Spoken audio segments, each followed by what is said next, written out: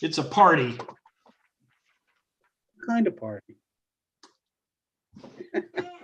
It's a dead man's party. I was looking for a bowl for keys. We don't have Eileen, right? Yeah. No Eileen, but Dan just joined in. All right, so we have enough. All right, let me know when we're live. Hello, Dan. You are good to go. Hello. All right, I'd like to call to order this regularly scheduled Board of Finance meeting for Wednesday, November 11th. I'd like to start by the Pledge of Allegiance. Pledge allegiance to the flag of the United States of America and to the republic for which it stands, one nation, under God, indivisible, with liberty and justice for all. All right. Do we have any public comment before we get started here? Anybody for public comment at this meeting? We do limit our public comment to 3 minutes. You will have another chance to speak at the end of the meeting. Glenn, Josh Flowers, if that's appropriate for you. Josh Flowers, you can do public comment as long as I get your address. Absolutely, sir. So Josh Flowers, 7 Dorset Lane. I just wanted to let the board know that I am here as well as Jack Buckus from Arcadis, who's our project manager, in case the board has any questions from the NBC side concerning the water line or the potential water line and the school project. So if you need us, we're here. If not, we're happy to sit back and listen. Thank you very much. Any other public comment? I see none. Okay. I would make a motion that we move to the item old business, the discussion of the Candlewood Lake water line in an effort to get those people out of here sooner. Hello. I will second the motion. Hold on, guys. Well, can you just hold on a second? Public comment. Yeah, public comment. We were trying to reach for our mute, unmute there. So, Can you hear us now? I can hear you. We can yes. hear you now. okay, 93 Kennewood Lake Road, Cheryl and Art DePoy. Go ahead, Cheryl. Welcome. Thank you. Hi. First of all, we were just confirming that you received the email we sent the other day with the photos. I certainly did. Okay. Yes. Yep, I got it. Okay. So we have 2 questions. The first question is, the environmental assessment survey submitted by the town of Brookfield on July 7th states there are 41 homes and 2 small businesses that would be assessed. Why are there only 29 houses being assessed?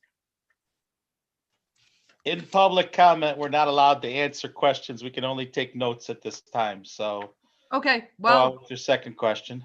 that's the note. Okay, the second one's a statement. The school's new construction budget included money for 2 new wells, an expense shared by all the town's taxpayers. Right now, you are asking 29 homes to contribute $515,126.37 to solve 5 homes' problems and get the water line to the school. The town should contribute a large portion of the budgeted amount for the wells to reduce our assessments. Since the application states the school is reaching maximum levels and will benefit from the line. I would also say that the chloride problems were caused by the town spraying highly concentrated chloride spray on the Huckleberry Hill School property and Candlewood Lake Road. Now you are asking us to pay for a problem that the town caused.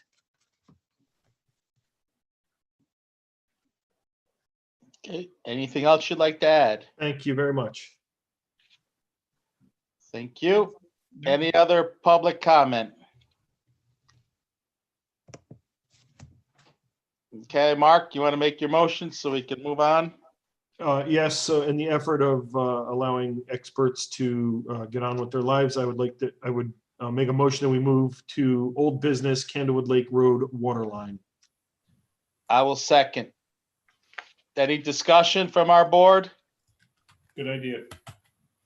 Yeah, no discussion. I'm good. All those in favor? Aye. Aye. Aye. All right. So I don't even know where to begin on this, to be honest with you. We've all talked amongst ourselves numerous times on this. And we all seem to struggle with the decision that has to be made in front of us. A question to you, Steve, on this is, since it's over $1 million, do we have to, if we approve this over $1 million, this is one of the first questions, then we'll move on to the next ones. If we approve it, does it still have to go to referendum? No, it doesn't. If you approve it using the executive order that allows the Board of Selectmen and the Board of Finance to move projects forward that either would affect the health and welfare of citizens or incur financial loss. And I think that could be, both of those could apply here and do apply. The Board of Selectmen found that. We could lose the loan that we've gotten. The cost of putting in the wells has to be considered. And we are trying to fix the water to the residents along the line for those who have wells that have trouble. So the Board of Selectmen was comfortable in saying that we can do it under executive order. Okay. Next question, because I'm going to ask a bunch of questions and then my team can jump in here. How many reports have we got of the failed water right now? I believe there are 5 that tested higher than allowable limits. And how many tested within the limits? We did a total of 12 tests.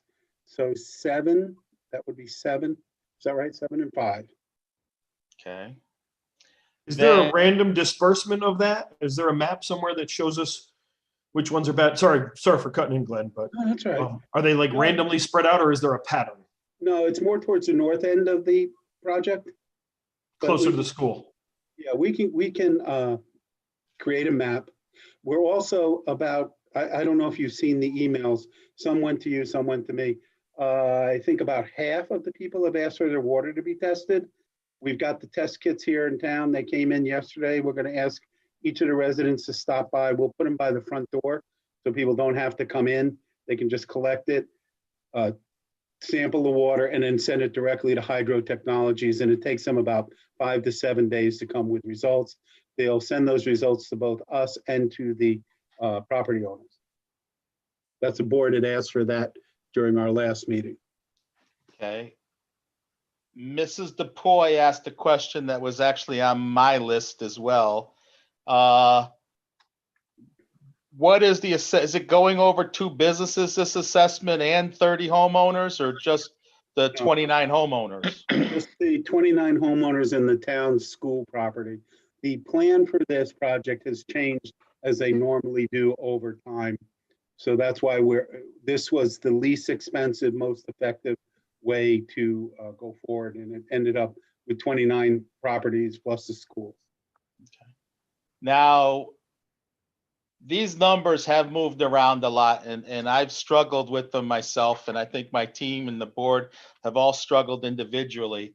If the school was Joe homeowner, right now, rich guy has a $50 million piece of property there, Joe homeowner, what would his assessment be to the project? Because the way I've understood this, and you can correct me if I'm wrong, is the school is being assessed as the school building, and then we're also taking 322 or 3 something also on top. So the school is paying double plus the assessment plus the leftover from the well, the differential of the well. Okay, yeah, so the town, the schools in effect are contributing $322,000. That is right? the wells were going to cost us $390,000 if we dig a well. The state was going to reimburse them 20%. So that's how you land on that number of 3 change. Correct. We assessed the school at the full value minus the deconstruction costs of the existing building. And that came to about $63 million. And as you know, it's 4 factors: acreage value, frontage, and grand list value. So that would normally, if that was just a property and somebody owned it and had a $63 million building on it, it would come in with about a 45% of the total cost assessment.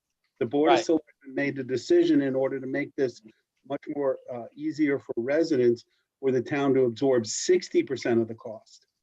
And those are the reports that you have and you've seen. Right. So So that's how we're trying to ameliorate the cost to the residents as much as possible. But we wouldn't do that on any other situation in town. Everybody else, That's correct. You're correct, Glenn. Everybody else would just pay their assessment.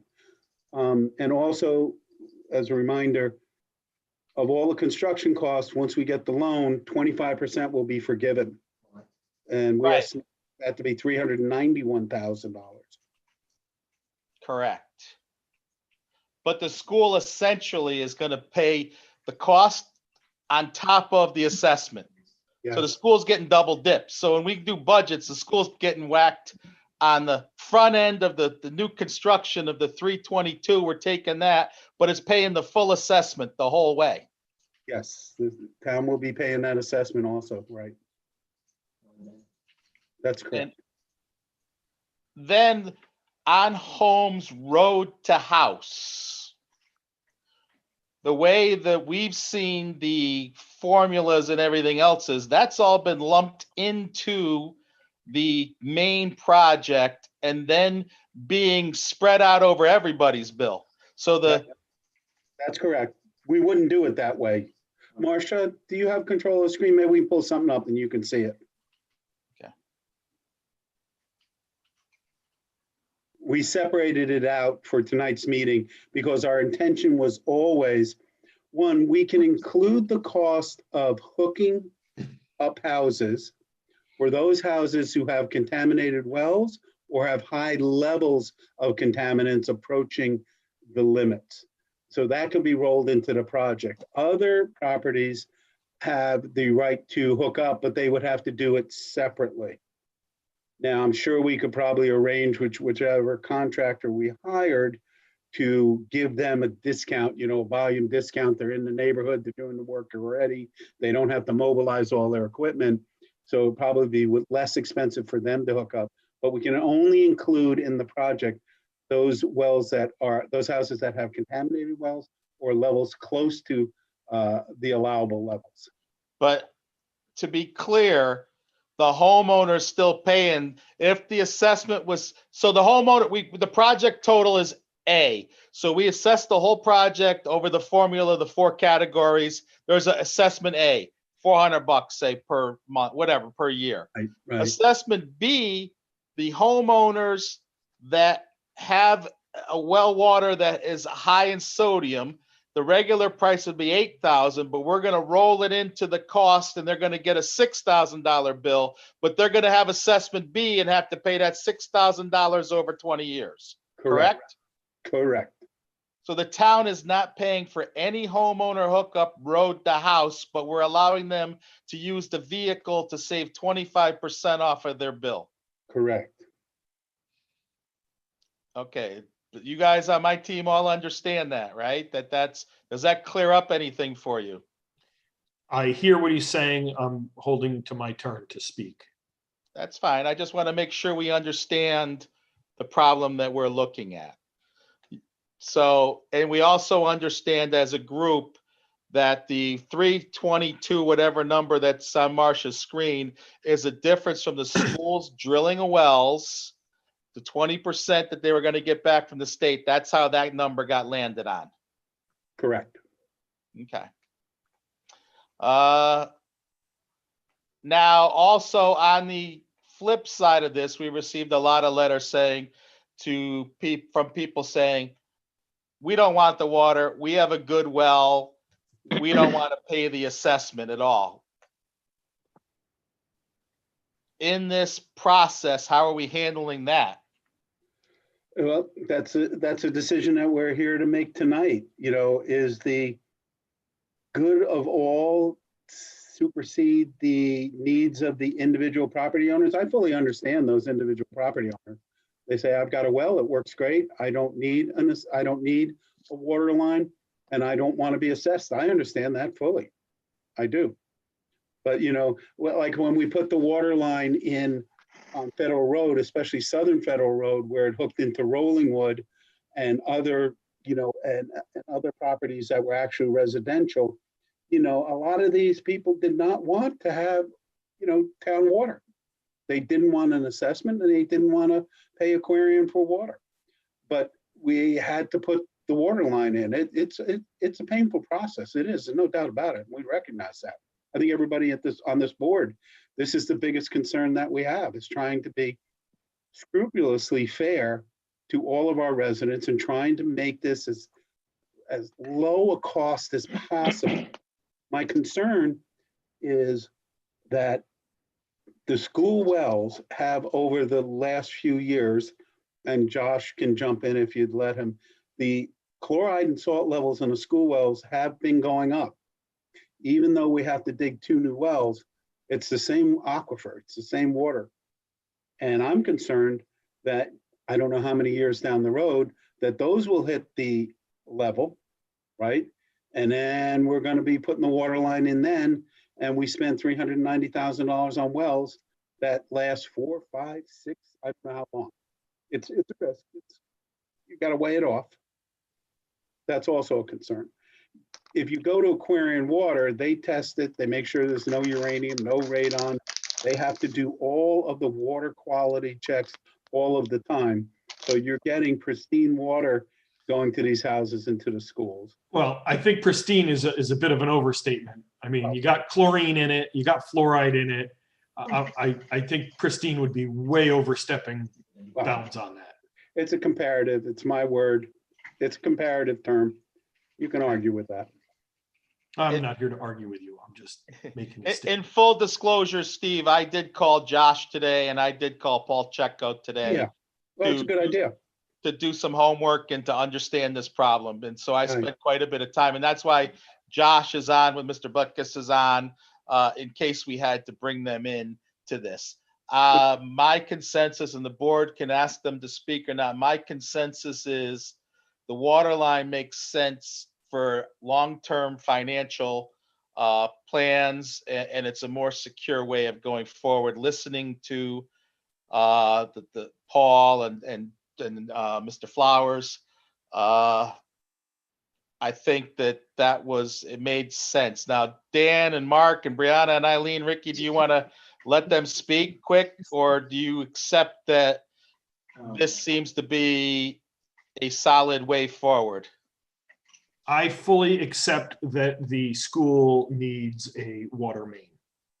As a standalone project, water main to the school, I get it. I understand the problem with the. Yeah, I don't think we need, I'm comfortable knowing that problem. I don't think, I mean, personally, understand that as well, just like Mark said.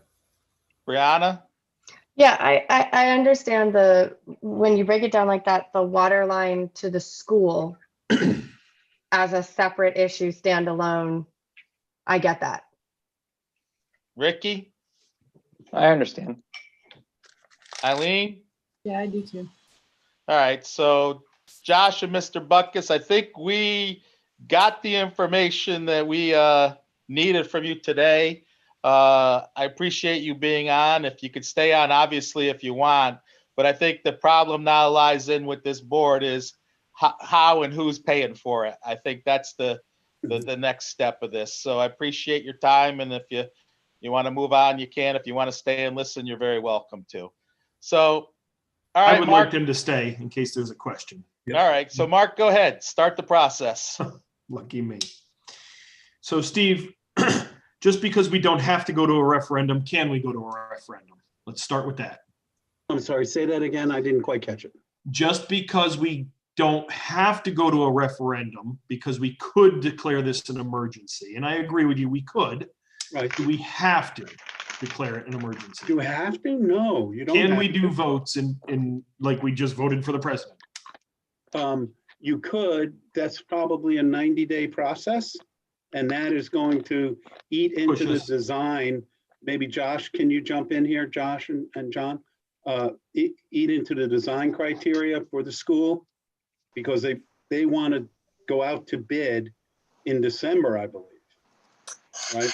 And I understand the niceties of doing that, but you know, to me, the needs of a few for the greater good of the many, I'm having a tough sell with that. I understand we need the water main. I get it. I'm at the point of who pays for it. So if there's no referendum and we don't allow the town people to vote on it, and I hope to God we don't have another budget season where that happens, because I don't know if I can take that again. But I'm looking at, we got to figure out what percent the schools pay versus what percent the town pays. That's a discussion we can have. I get that. That is a discussion we can have, and Right. My issue. Welcome your input on that. Yeah, and I have a thought or two, as always. My concern is making people that don't want the water main pay for the water main. And I know nobody's comfortable with that. Yeah. So my thought process goes something like this. I'll just skip ahead. The schools have money for the wells. They have money for repaving from the gas line. So if you can run the gas line, the water main at the same time, you only pave once, there's some sort of savings there. They have the money for the wells. They're kicking that in. Good. Whether we do some sort of assessment on top of that, we're going to have to discuss that. But the only way I'm comfortable is only charging the assessment to the people that want the water. And I know you've been very clear and forthcoming, and I just don't remember if it's 2 years or 3 years, you're not allowed to hook up once it's done. 2 years. 2 years. We can't assess only the law. Our regulation doesn't allow us to You assess. have to assess everyone. You assess no one or you assess all. There's my problem. Yeah.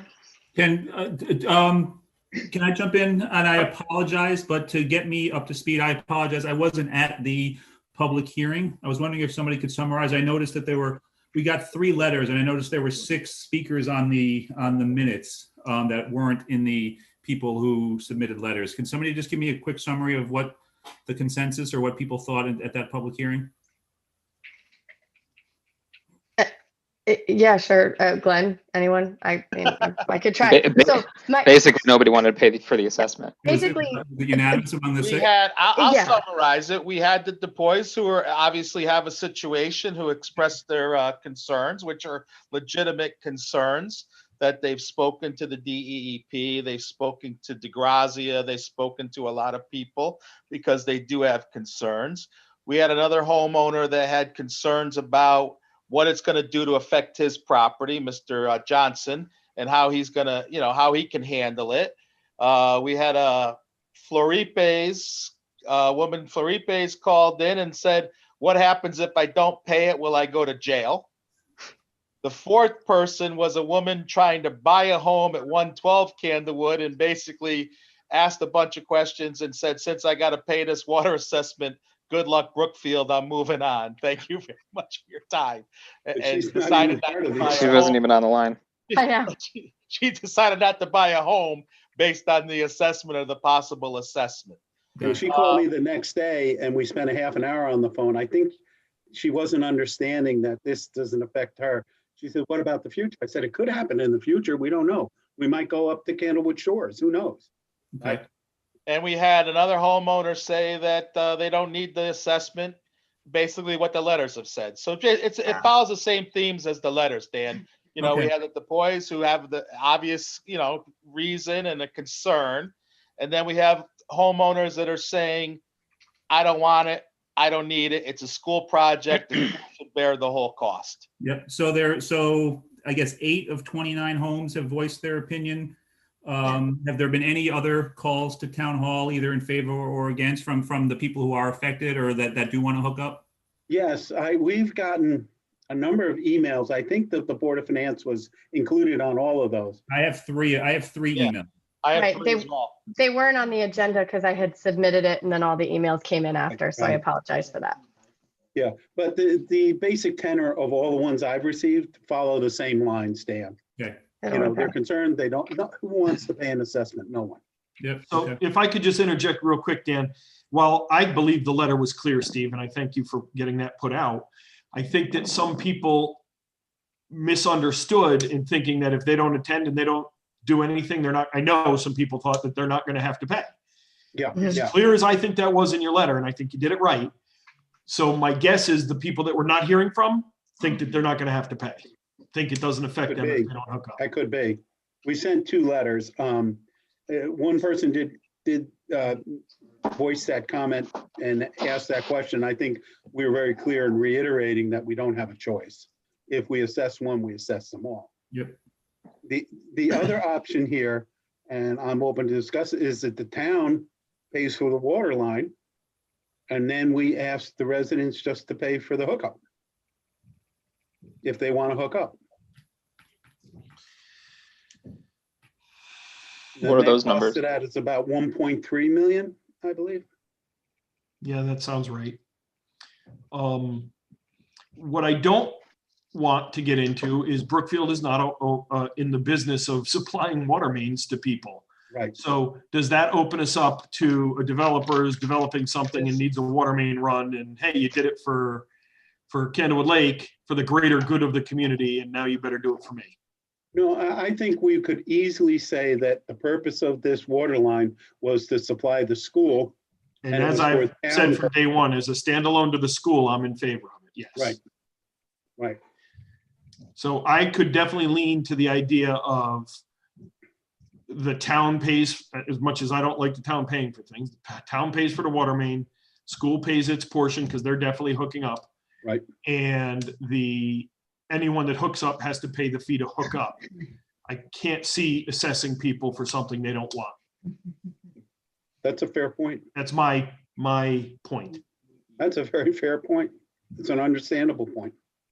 I'd Yeah, love that's to what- be able to assess the people that want to hook up, but since we can't, No. I think it's fair that we just don't assess anybody. Yeah, because that gets down to the line, the Congregational Church finally hooked up to the sewer line that runs by their building. But the reason they could do that with no assessment is because 20 years had passed, so you didn't have to assess them. If they had joined up 5 days before the assessment period was over, they would have been assessed. But the sewer line is done differently. So I agree with you on that, Mark. The only question I would, this is Marcia, the only question I would have is for Greg. Does that have a problem with our grant and our loan? Because we can't do this project because of the school. So I don't know the answer to that. I've not posed that to the grantor, the Department of Public Health, but we certainly can. That question is a good one. I just don't know the answer. I think our basic premise here is still, we're trying to get the DePoys and others the potable water. And the school happens to be on the line, but we would have to, I think we should absolutely ask that question. So And get feedback from them. what happens to, part of this discussion was that we had these homeowners that have non-potable water and the town is supplying them water right now. If we're supplying a water line that runs in front of their house, is it you hook into it and that's your source of water, or are we doing both now? Are we creating this water line that goes in front of their house that hooks up to the school and still getting the bottled water? Where does that put the town for that? I think it would be fair. We're providing 2 houses now with water. I think it would be fair to say to the boys and the other residents that we're giving water to is, hey, we've got the water line. You need to hook up. That's the way to get your entire house with potable water, not just drinking and cooking water. And that's a reasonable trade-off, I think.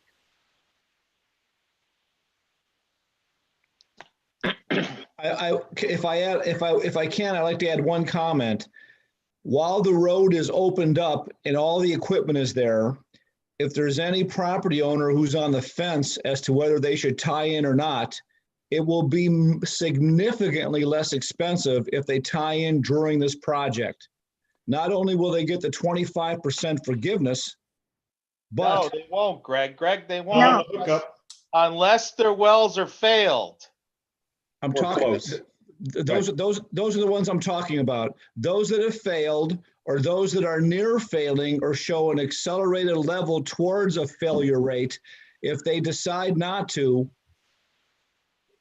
but decide down the road, the cost to tie in will be significantly higher than tying in during the project. And that'll be up to Steve and you to voice that to them in a manner that they understand. Here's where I'm struggling. And right now I've heard enough. Here's where I'm really struggling. Okay. Now I'm like lit. Every time we talk about this project, variables change, people. Now it's rising levels, near levels. It was above levels. What is the actual thing? Every time we talk about this, numbers change. We're doing 30 houses. We're doing 20 houses. We're doing 3 houses have failed. We got 11 houses in the budget. We're doing houses that have failed. Then we're doing houses that are close to failing. We're doing houses that are rising. What is the criteria? So let me answer that. So in the budget that Marcia has here, we assumed a worst case scenario, again, for budget purposes, all 30 homes. I said at the last meeting a week ago tonight, and I'll say it again today, and this is nothing different than what I said last week. It's all homes that are failing or any homes that are near failing or show an aggressive increase in contaminants. That's nothing different than I said last week. Nothing different. Different than the numbers we're hearing and what we've talked about. This project has been, we've spent 5 months on this project trying to understand that not one of my board members, who I consider very intelligent people, understand this at all. And every time we sit at a meeting, something new crops in. And what is the number right now of homes that we are talking about? 3 is what Steve said earlier today. 3 homes. Is that the number? 5. 5. 5 homes. I apologize. 5 homes. Is that the number? Well, Yes. well, Glenn, it's the number today, but samples are going to be taking for those that have requested it. That number may change. It may increase. I agree. Totally agree on that. But now we threw in, I've never heard close to the thing. I've never heard rising. So if the sodium level was 0.01 and the level is 10 and it rose to 3, we're including that in? So No. so we've talked to the Department of Public Health. They have said just what I said to you. I don't know anything more than what they've told us. These aren't my words I'm passing on to you. It's their words. So then let's go through the costs, because those numbers I'm struggling with too right now, to be honest with you. So Marcia, go ahead. I think you had this chart. Let's talk about it, please.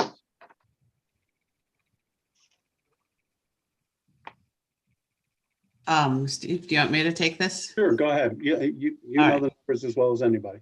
So we tried to divide it up so it was a little clearer that, and hopefully we've done that, that the top part are the cash that we need, that we've got 1.4 million for the construction. We've got 164,000 for the contingency. And then the wells, these are, I shouldn't have put the word contaminated, but if the wells, the thought is the average cost is 8,000 per well. Now, some wells will be higher, some wells will be lower, but we used that as a baseline. So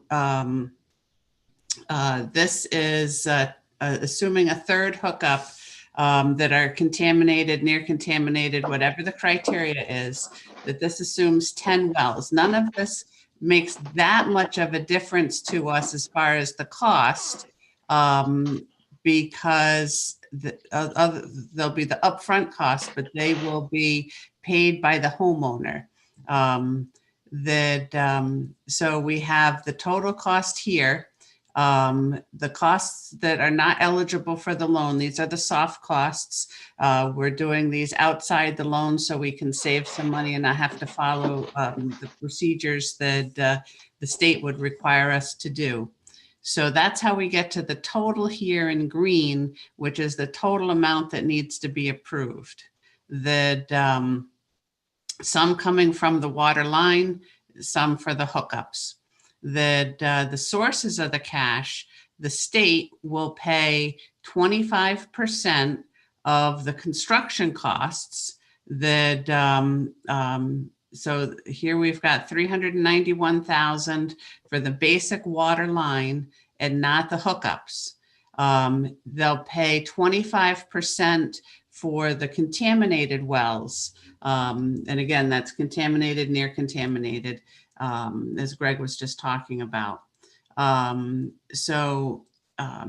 is the estimate there. 75% of this cost will be the loan. And again, the contaminated wells and the water line. We would have to front some money here. We would get the money that's not the grant, the money that is either the loan or that the money we're fronting, we would do an assessment of. That's this number here. This is the assessment on the water line itself without the hookups. And you can see when you look at this schedule down here, that's the assessment here that's allocated to all the homes. And so here's the costs, here's where the money's coming from. These are all just using 8,000 per house, that someone's house might be 10,000, and then they have to be assessed for the hookup. If they choose to do it up front, they'll be assessed for the hookup for $10,000. If their assessment is 4,000, they'll be assessed for 4,000. The exception being if they do it up front, then, and if they're contaminated, if they qualify here, they could get the 25% state grant to cover some of their costs. That's if they do it during construction. If they come later and say, oh, I would really like mine done now, a year from when this is all done, we're not helping them with any financing. It could cost them $10,000. We're not doing an assessment. They would have to go to the bank. They would have to take it out of their savings account. I think the rule is that they would have to wait 2 years. They couldn't do it after 1 year. Yes, 2 is correct. So let's stop right there. Let's quick understand something, and maybe this will end the night shorter, who knows. Right now, we have a cost of 1,308 if we don't tie in the homeowners. If we take Mark's scenario of homeowners pay road to house, but we're picking up the whole assessment. Town's going to pay for this. Our bill is 138, 1.3. Now we have built into that $164,000 contingency. So that number could go down to 1.15, right? We have $332,000 coming from the schools. Can't do that, Glenn. If we're not assessing, how do we assess the school on it? We either assess everybody or nobody. I'm not assessing the school, so relax. I'm not assessing the school. I have a 1.38 total project cost. We have 332 that's a differential from the well that's built into the new school to get water. It was 390 minus. So if you take that 330 off, we're less than $1 million. We have 164,000 built into contingency. We're now down to about an $850,000 nut for the town, if I'm understanding this right. Yes, you're correct. That's where I am. Can I ask my question now, Glenn? But that's not assessing anybody. That is. No. Is there a legal path to take money from the school when we're not taking it from don't call it an assessment. How are we getting the money from the school? We were getting both. We were assessing them. They're going to pay their assessment, and then they were going to pay on top of that the well. Glenn, please listen to me. We're not in this scenario. We're not assessing anyone. Right. How legally do we charge the school $322,000 when we're not charging anyone else anything for it? Is there a legal avenue for us to do that? Yeah, because the schools would spend that $390,000 to put the wells in, and this is cost avoidance for them. They're getting water one way or the other, wells or water line. They're going to spend the money either way. They can pay. So we're able to cut a check out of that account and give it to this thing. Yes. So legal. Yes. Okay. Thank you. That's all I was trying to ask, Glenn. Okay, That's a good question. It's a good question. I'm just trying to look at all the options, Mark. You put an option on the table. I'm trying to understand the impact of your option to the town. Yep. If we go with your option, the cost to the town to fulfill the whole project is 850,000, approximately 850,000 if it goes as planned without a contingency usage. Can we call Now, this the Steve Dunn option? relax. Sure, if you- Now, I other call it the question socialist option. to look at these costs is what projects are bearing the cost of paving and what is the cost of paving? Because if you really look at this, every year we spend $1.5 million on paving. So Right. when is Candlewood Lake Road in the paving cycle? We pave roads every 10 years. So what year is Candlewood Road in our budget to pave? 2, is paving in the water line budget? And 3, is paving in the gas line budget? The answer to that is 1, there is money in both budgets for gas line and water line to replace the paving. We have held off. I talked to Ralph Tedesco, the head of Public Works. He has been holding off doing any paving on Candlewood Lake Road pending this project. He told me this evening that when we do if we do the project and we pave, that will be good for 2 to 3, maybe 4 years. If you do it properly, if you repave where you've dug up properly. And then we would at some point in the future repave. The cost to repave from Nabby Road up to the school is, he estimates, about $157,000. And we would do a mill and fill because Candlewood Lake Road is in pretty good shape. We wouldn't do a full reclaim. So hearing that, Steve, now, so I got this $850,000 nut for the town if we take on the whole project. We've held off on paving the 157, which we build into our 1.5 million annually to cover all the roads. There should be $150,000 in our annual budget to cover the paving of Candlewood Road. So we can reduce this project, in essence, or move money around in essence to reduce another 157.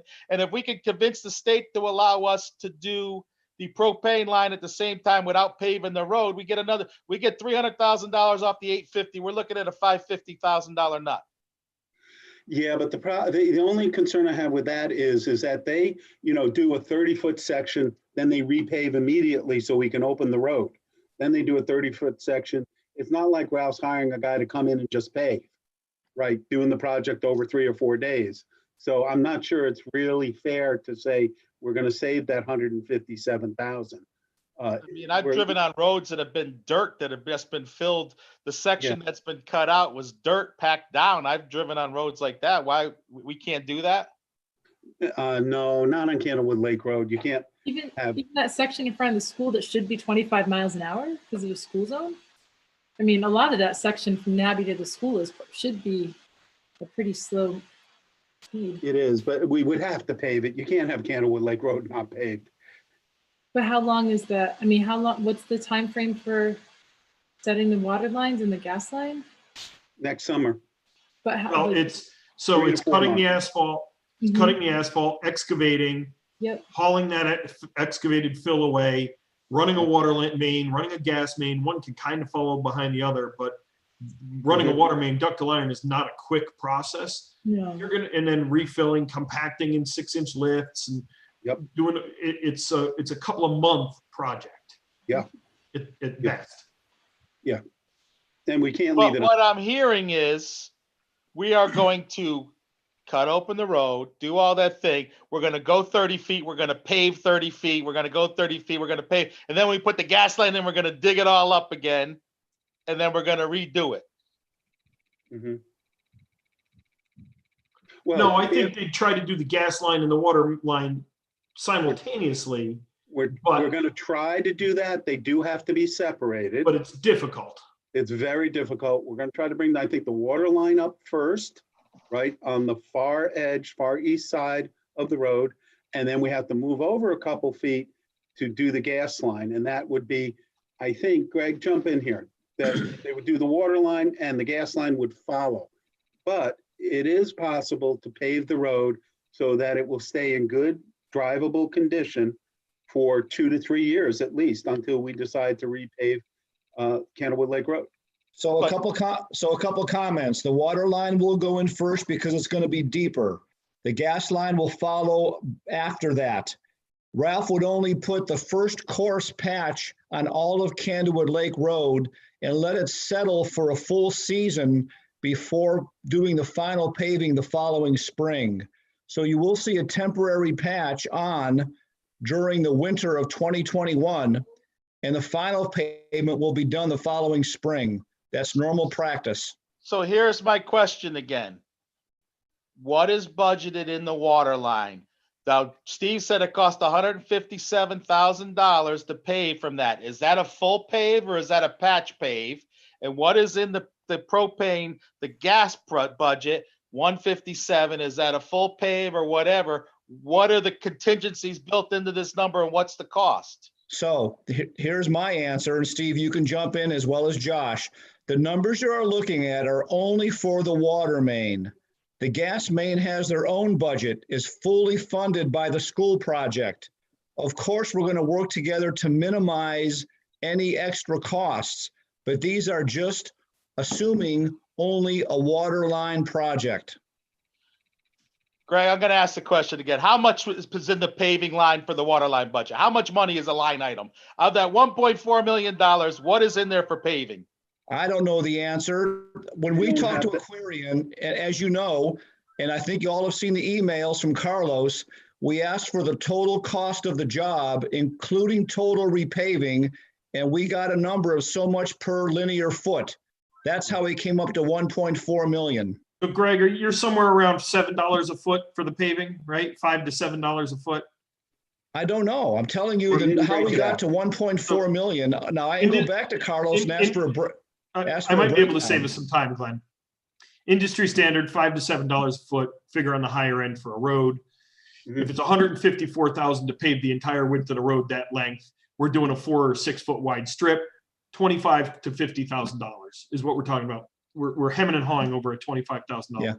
Yeah. Now another comment. Ralph may we're decide. not, Mark. We're hemming and hawing over $300,000, $314,000 that might only cost us $50,000. Paving is not $314,000.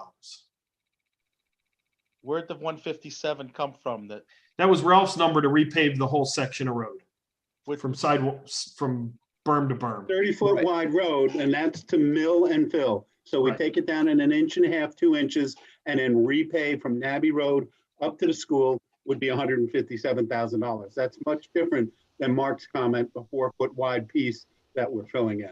Right. That's what I'm trying to get to, and I guess that's where the costs we receive from Aquarian when they do these projects, they ask for an all-in price. Digging, refilling, putting the line in, packing it down, then repaving. And that averages $400 a foot. We can, right now, their latest bids are $400 a foot. We can ask them if they get a breakdown from the contractors as to what it costs for the paving, but I don't think they do. I think they bid them out as an entire project. So Aquarian is doing both the gas and the thing? They're owned by the same company, Eversource, but they're separate, completely separate. And they do their own things. Trying to get one to talk to the others, like trying to talk to somebody on Mars. You're absolutely right. And I will also comment, you will not get a firm asphalt price until the project's bid. And there's even an allowance in a state contract to change the asphalt price within 10 days of the order of delivery based on current pricing. So we can get estimates, we can get budgets, but asphalt pricing can change significantly even after the bid is let. We've learned that from Streetscape the hard way. So let's be very careful about these budget numbers. Yeah. I'm just pointing out that to Glenn, it's a $25,000 to $50,000 item paving. So we're not going to knock $25,000 off of this. If we don't need it, we just won't borrow it. So I'm not sure why that I would be delving into that more than who the hell's paying for this thing.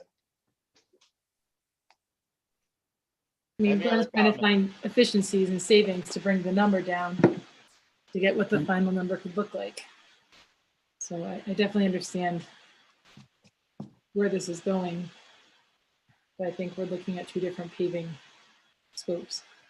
Yeah. I mean, is there a way for, if the water line and the gas line are done, do we know what those efficiencies will be by doing the projects together? I mean, it seems like that would be a bigger efficiency than what we might save on paving. I can answer that. We had a conversation with the DPH and they have issued a position letter on how you share costs between projects that are DPH funded and privately funded. And there has been a lot of conversation with Ralph Tedesco, with Steve Sullivan at CCA, who is our engineer of record on this project, on ways we can save costs and still get our full reimbursement. The challenge here is we have to follow state and federal guidelines for bidding and doing work and daily reports. And if these projects are done together, there has got to be a tremendous amount of daily reporting so that the project funding is kept separate. I can tell you it's something that we are working on, and the DPH has a position letter, which I'm happy to share with anybody on this call on how we're going to get all the efficiency we can. They want to work with us, but it's not going to be something we just snap our fingers and it happens.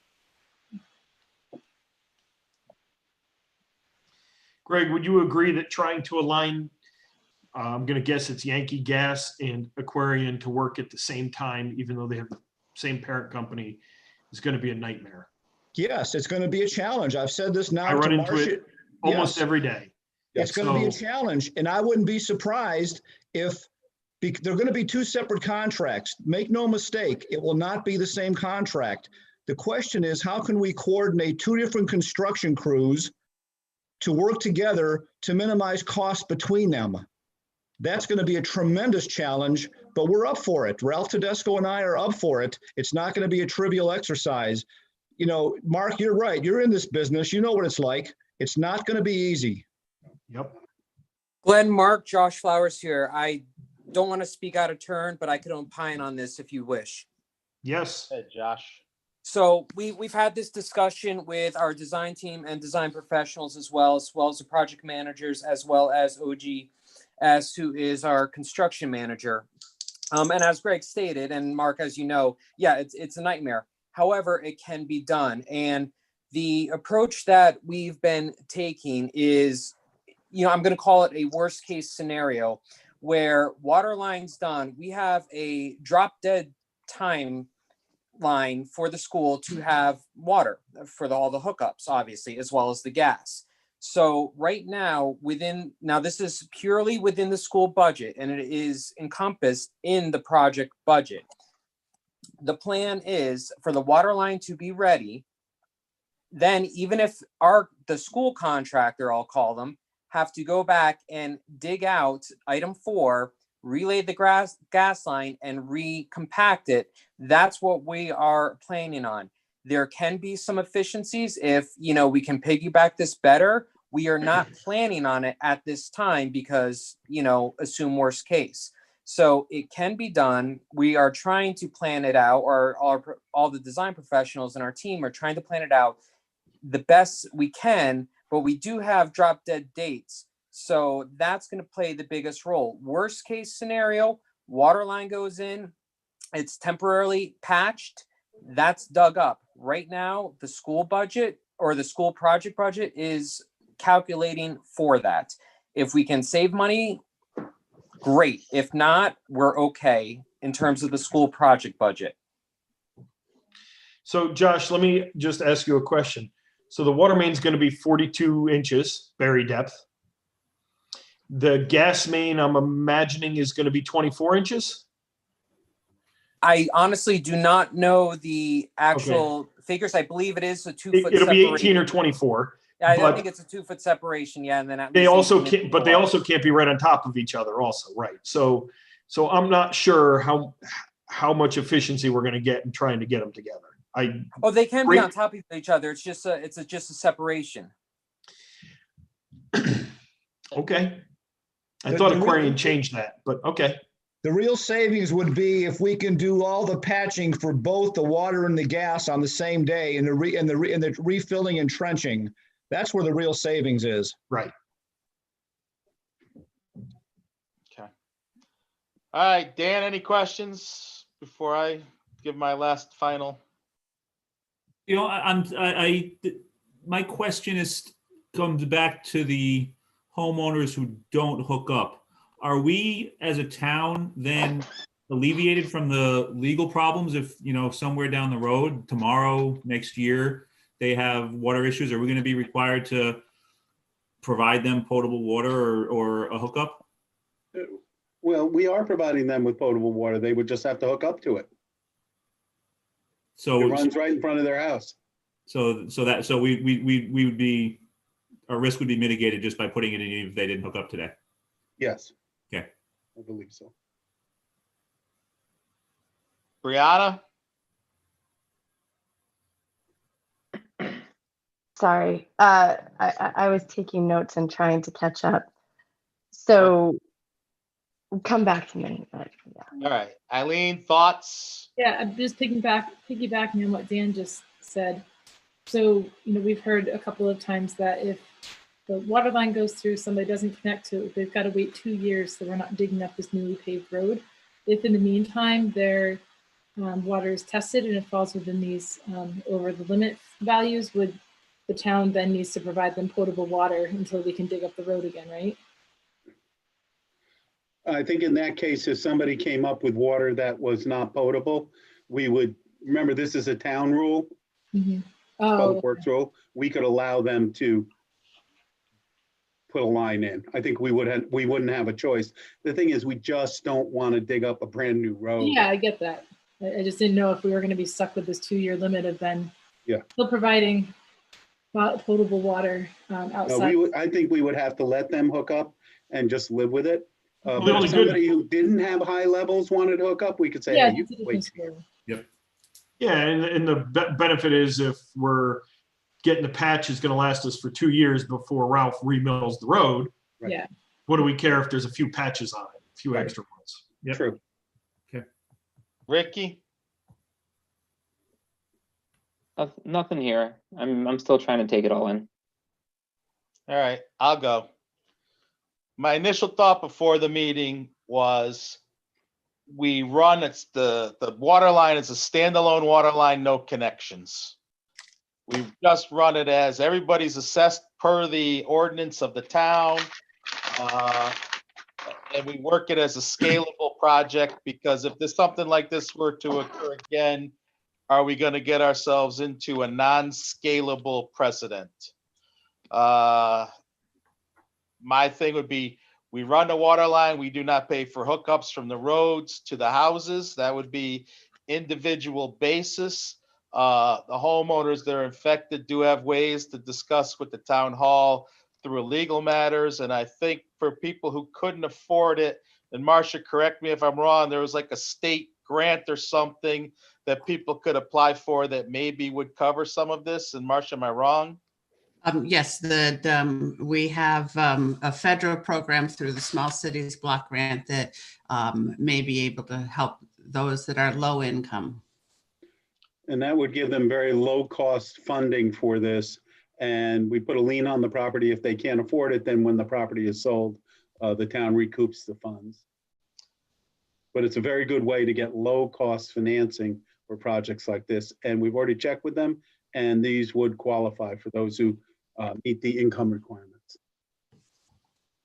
So that would be my position personally. I think Mark threw out another thing, like I say, of we pay for the whole nut as a town, and anybody who wants to hook up, my understanding, Mark, is if you hook up, you have to pay from the road to the house. That bears the homeowner cost, correct? Yeah, which is the same thing you said. No, I'm saying we assess everybody. Oh, you assess That's a normal project. I'm saying, right, yes, that I'm Normal not. project that's scalable to the whole town. I say, right, so to be clear, I say we provide water to the school kicks in the 322 whatever. And we don't assess a homeowner, and people are responsible for their own tie-ins, whoever wants to tie in. Yes, that's my position. All right, let's hear opinions before we bring this to vote. I mean, anybody else have an opinion or want to change the thought process? Mark, would you support that without referendum? Would you approve that? Good question, Dan. Thanks. You know, and I know why you asked it. I've never seen you silent, Mark. I wish I had asked it. I pass. Like, give me a minute. You stood up for the referendum the whole time. Now you're on the spot. You can't waffle. You're punting? The problem becomes if we don't sell it to this town that the school needs the water line.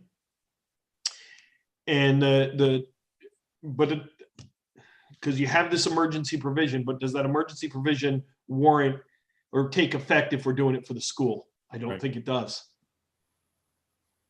Oh, I think it's absolutely applicable because we would be offering water to those properties who have. No. I'm saying it's a standalone. We're running a water line to the school. The school's paying for 322,000 of it. We're running a water main to the school.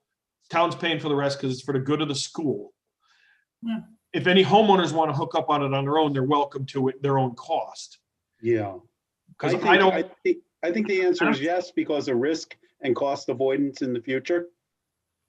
We're saying that we're going to provide a water supply system to the schools that is durable and in fact hardened. And we're not taking the chance of putting in wells that could go bad because we know that the current wells have levels of salts and chlorides that have been rising. So it's a cost avoidance in a sense. And I don't see it as purely for the schools. We know that there's 5 houses and a number of others that are close. And I see it, I don't see it as purely a school issue, even if we do it your way. I don't see it as just a school project. I agree. Here's my thing with you. Say we have one of our large condos have a water issue. Yeah. Right? We got to run the water down the street to get to these large condo owners. The same thing's going to happen. This has to be scalable. What if the person's paying the assessment because the large condo owner said they needed it, they didn't need it. Now we're saying, Mr. Taxpayer, not only are you paying your assessment, you're going to chip into this $800,000 and pay the Candlewood Lakes assessment. I just struggle with people that don't want it or have a functioning well and don't need it. There's no benefit to them. And that's the town saying, pay me $30,000. Damn it, because I want to run water past your house. It's not right. But the same thing is for the septic line on Pocono Road.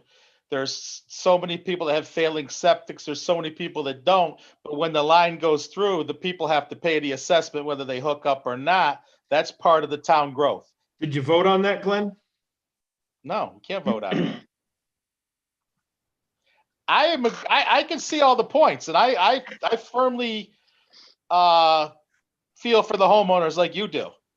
I really do feel, because I'm going to be in the same boat personally, and it is what it is. I understand what is presumed to be the root cause of the problem as well, but is it a definitive root cause, or is it an assumed root cause, which probably is highly, backed up? But are we setting a scalable process going forward? That's all I'm trying to say is, if we run into this 10 years down the road, is the town setting a scalable process? That's all. I think we are. So then, Steve, I'll ask you the question. You heard Mark's proposal. You've heard my proposal. Well, let's see if anybody else has an idea. We're not necessarily the smartest people in the room. And on this, I believe you are. Talking to you, Ricky. Bernie Sanders and AOC agree with Mark Mulvaney on this issue. No, I came into the meeting kind of thinking the same thing as Mark. My concern is that, and I see what Glenn's point is does that prove culpability if we pay for the assessments, if the town pays for the assessments, or is there some legal process where, you know, hey, we'll cover the assessments, or we'll make sure there is no assessment tied to this. This is, as Mark says, a school project, and this is why we are running the line. We are offering the water for this. We are in no way saying we caused this chloride issue. I'm just trying to think of, you know, now does this mean any resident that has a chloride issue, are they gonna just try to blame road salts? And, you know, now that this is all on record, say, well, hey, you paid for their water line, I want one now. So I think that's what Glenn's trying to avoid, and I agree with that as well. Right. So there's got to kind of be a way to do both. Yeah. That's my thing too. I was like, I was a hard no coming into all of it, and then hearing the school and listening to the homeowners, and I have the trouble. I'm with Mark on it, where I get it. It's a school thing. It makes total sense to me, because if the school wells are already, you know, or have the propensity to get worse, and we're looking at it 5 years down the road, we're back to where we are now. It's hard to assess these when you hear the people and you listen to what they're saying. It's hard to take that out of it, where, you know, I think I couldn't see assessing the people. It's just really hard. I understand the cost of growth. I had to pay for my septic in my condo when I lived in Brookfield. I had to pay the assessment. I didn't have a choice. I had to pay it. Wasn't asked, was told to do it, and I did it. It didn't feel good, but I did it. But I understood it's the cost of growth in this town. As towns grow and they get bigger and they get new schools and they get other things, these are things that we are all going to have to think about going forward as homeowners, taxpayers. Okay, I have two questions. If we go along with this Mark Mulvaney plan. One, do we as a Board of Finance have the authority to override an ordinance? And does the ordinance say we have to go by assessments, or does the ordinance say we can't fund this? And two, if we do fund this, where are we getting $1 million from? Right. The first question can be answered very simply. The ordinance would not apply if the town decided to put a water line in directly to the school. It's an assessment ordinance for projects like this, but if you choose not, if we as a town choose not to assess anyone and just pay for a line, then the assessment ordinance doesn't apply. And the second question is a good one. There are a number of areas, you know, we've been doing pretty well with our budgets this year so far. The schools have been able to pay for the Chromebooks out of their savings. That's $127,000. We had, at this point in time, I don't want to touch the COVID contingency budget because we don't know what's going to come up in the future. But we would have to find areas, capital non-recurring. I really prefer not to go into the unassigned general fund balance that we've all been protecting for years, but I think we could find the money. This would be an operating expense, not a capital? No, this would be a capital expense. Right, so it's You not. can pay for it. You can pay for it with operating. You can use some of your operating funds if you so choose. Right, but everything all the accounts you were talking about were operating accounts, not capital accounts. Yeah, well, we also have some savings in some of our capital accounts. That's where I assumed it was going to be, on the capital side. Yeah. Marcia, do you know how much we have from our capital spending accounts where we've underrun on projects? I was off the top of my head. I was thinking it was $260,000 minus the $80,000 that we used for the $80,000 that we used for the police generator, but I can double check that. But if we are taking the construction costs, wouldn't the 322 pay for the majority of the costs? If we're still doing the loan and the 25% grant. Right. Yeah, it would. So we have a loan in place. So the loan vehicle's in place. We didn't have to go for any more capital, was Marcia just brought up, which makes sense. The loan is coming directly from the state. Correct. So the vehicle to get the money is the loan would be in place from the state, which we'd get a 25% forgiveness, which is in Marcia's chart. The 322 from the schools, like I said, drops us below the million in costs. Anything saving on the contingency drops us below 900,000, hopefully, on the costs. Right. So basically, we're just, from a budgeting standpoint, I don't know if it's a budgeting standpoint, but essentially, we're just, there's going to be a loan to cover $900,000. down to the cost, and we're deciding that it's going to be in the town's debt burden versus assessing it over time to residents. So I don't think there's a current year operating impact. There's no current year operating budget for this. We would have to put it in next year's budget to pay the loan. But yeah, that's It's a 20-year on the loan? service line. Marcia, 20-year, 30-year loan, or 20. Greg, somebody, how long is the 20. loan? 20. 20 or 2%. So what would the cost roughly be, you math scientists, per annum? $110,000 to $120,000 a year. No, I'm sorry, that's not right. Depends, if we borrowed the full amount of 1.3, and that gets us down to, let's say, 1 million. So that's $55,000 to $60,000 per year, I think. In principal plus nominal interest. Principal plus interest. Yeah, probably 60 grand, 65. Yeah.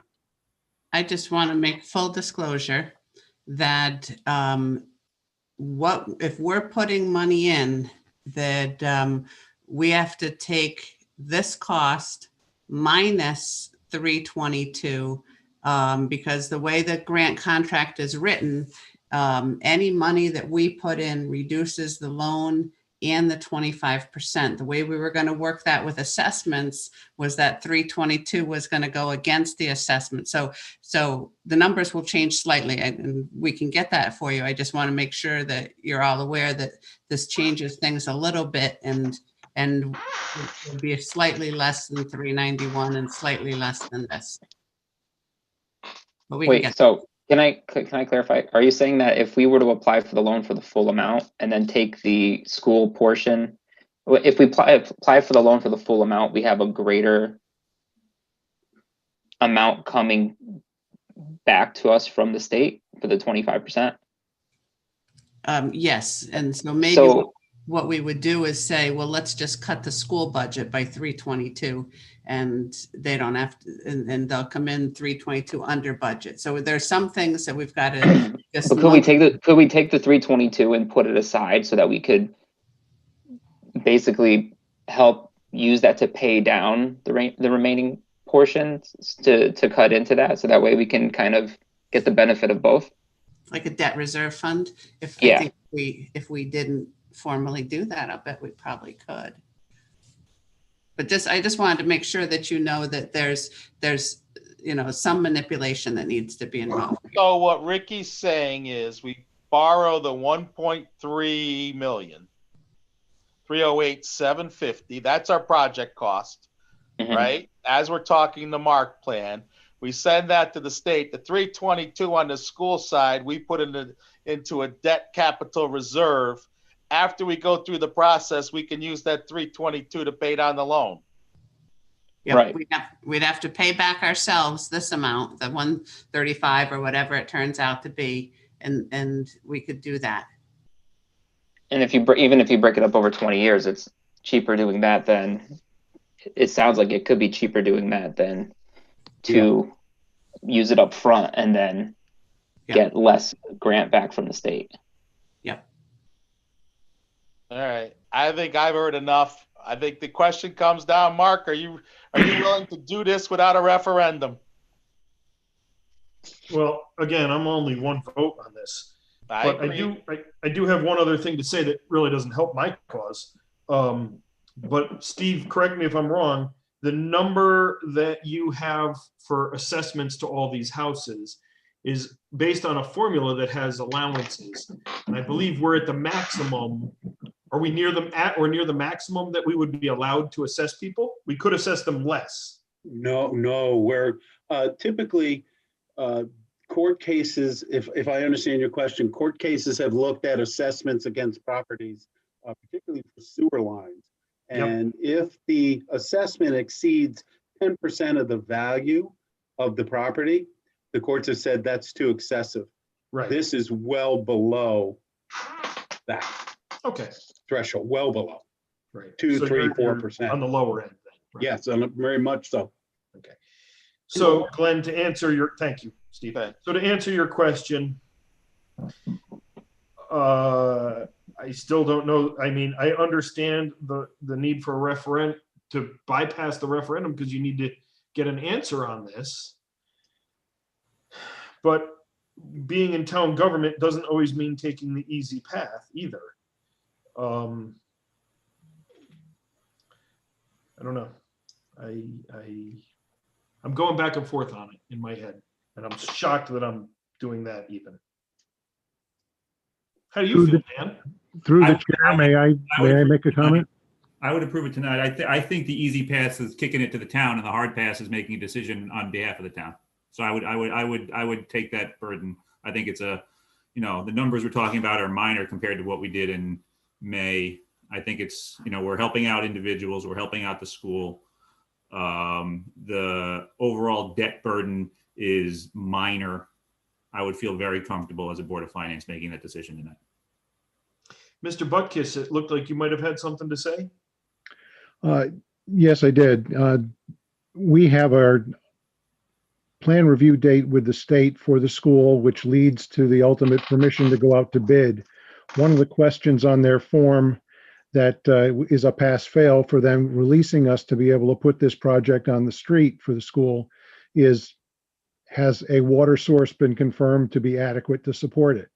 So by next Wednesday morning of the 18th, I guess, they'll be looking for an answer. Are we drilling wells or are we hooking up to a water line?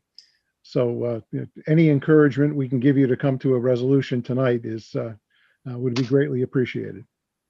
So just for the record, that is John or Jack Butkus from Arcadius? Arcadis, yes, the Just to project get that on manager. the record. Thank you. Eileen, Yeah, I mean, I'm in line with what Dan said too. I think, it solves a lot of problems, with the wells that have the high sodium levels, that this provides a solution without putting this burden on the homeowners, with the assessment, and it gives us a safe water supply to the school. I mean, that's a huge requirement. And so I'm in favor of moving forward with the vote. okay, Ricky, Yeah, I'm not sure what the question is, but I am good with moving forward. I think I have everything that I With need. or without referendum, I believe is the question. Yeah, okay. If it's, I mean, I'd prefer it, but I given the time sensitivity around the project and the fact that it sounds like the cost to town, I shouldn't, no, that really shouldn't even be a factor. So to sum it up, really, Yeah. to sum it up, Ricky, the cost of town was going to be 65% of the total project, 35% to the homeowners. So the liability that we're taking on under the Mark Mulvaney plan is an extra 35%. Steve, correct? Well, 40%. The town Whatever, was close to basic. those numbers. right. No, I'm good. 60% of the tab anyway. So Right. we're really discussing the final 40% of this. Right, and I'm leaning towards the Mulvaney plan as well on this. I think that that's the right way to go forward. Now, as for referendum or not, it's a. I think it's in the best interest to move forward with it as quickly as possible, just to get it going.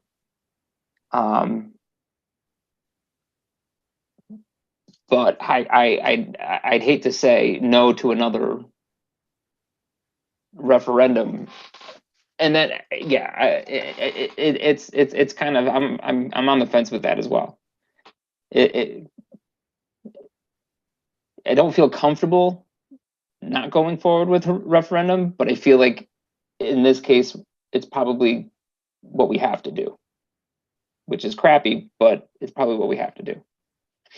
Brianna? Can I just ask another question? Eileen, go ahead. What's I mean, a 3-month delay in timelines, what's the cost to the school project for that? I mean, that can't be free. I mean, that's the delaying timelines on that as well. If we miss our December release for date and we're out on the street in March when the rest of the world is trying to bid work, then we're further down on somebody's priority list of who they're going to chase after. And we will likely miss the most competitive bids, which could have, it's an indeterminable amount of cost difference on bid day. And we would also delay the start of construction till probably June, which puts our move-in date for the fall of 22 at risk. Actually, by that time, we'd probably blow that date. So you'd be doing a mid-year move. We don't want to do that. Brianna? So, based on that answer and Eileen's excellent question and Ricky's basically really good answer, I was so on the fence about the referendum. It's like the same thing. I feel like it's the right thing to do, but I know that we can't do it. And then based on what Mr. Butkus said, having to have an answer by a week from today, and then possibly delaying that start and or possibly having a mid-year move, which seems that would disrupt so many other things, and the possibility of paying more for something when we're sitting here splitting hairs trying to figure it out. It's not my favorite thing to say, but I guess, yeah, I would have to say the right thing would be to move forward without one to get it done. Okay. All right. So I'll finish and sum it up. How's that? Then we move forward.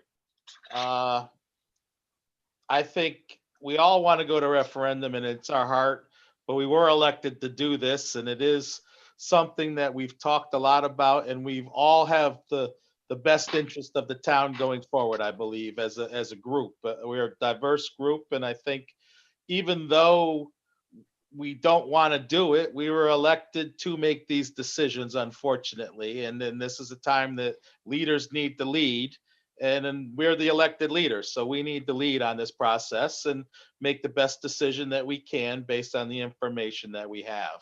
So I think we need to make this a vote. I think we need to get this behind us in some form or shape, but we need to understand what we're going to bring forward now as we brought in a whole new aspect.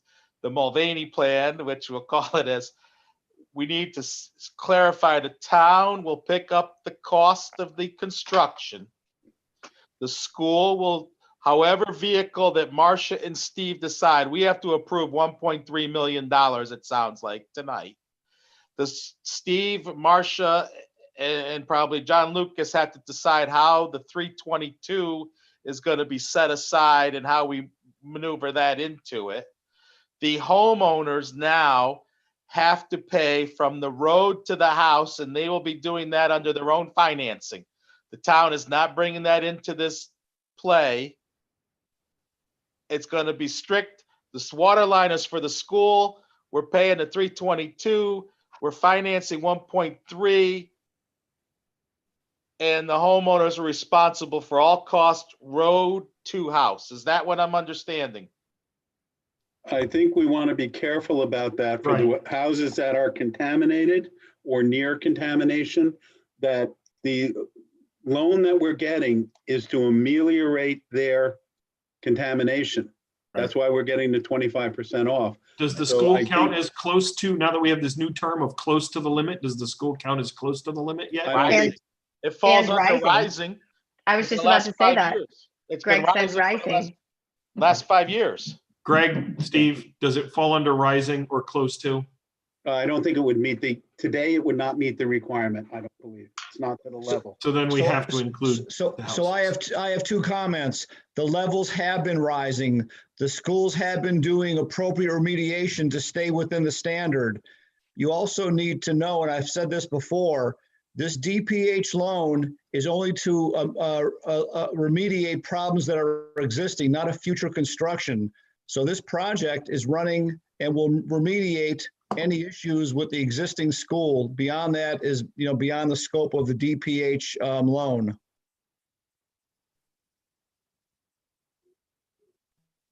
So we can't word it that it's just for the school.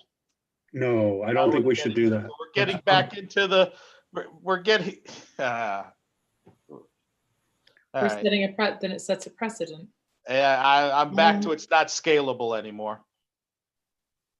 That's a problem. Yeah, I think it is, Glenn. If I could just jump in We're here. picking up the assessments, Steve. We're picking up the assessments on these homeowners. Wait a minute.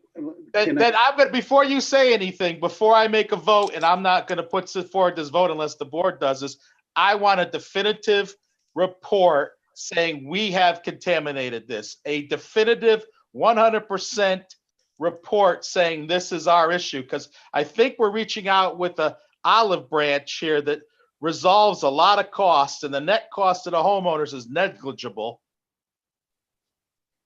Yeah, I agree with you on that. My point was you cannot specifically in your motion exclude the homeowners, right? Road to house we can. Why not? That's not part of a project generally. That's an exception to a project. Do we do I that? think we could live with that, but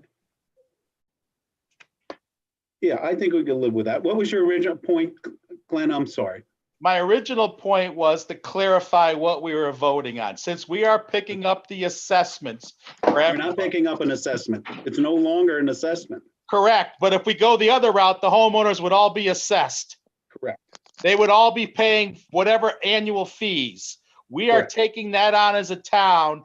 In return for that, we're saying the homeowners that want to hook up regardless are going to pay the $6,000 one-time fee plus their water usage. Yeah, but okay. Okay. As a trade-off. Yep, I got you.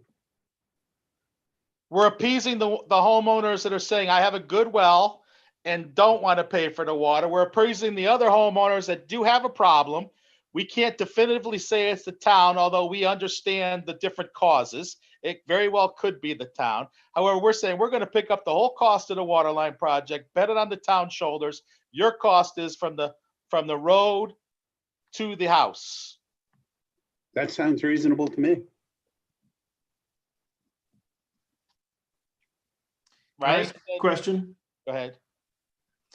I don't know who would know the answer for this, but in some instances, I know Aquarian puts in a water main themselves and they just charge the people using. Yeah. So why is that not an option here? I think, Greg, you can jump in here.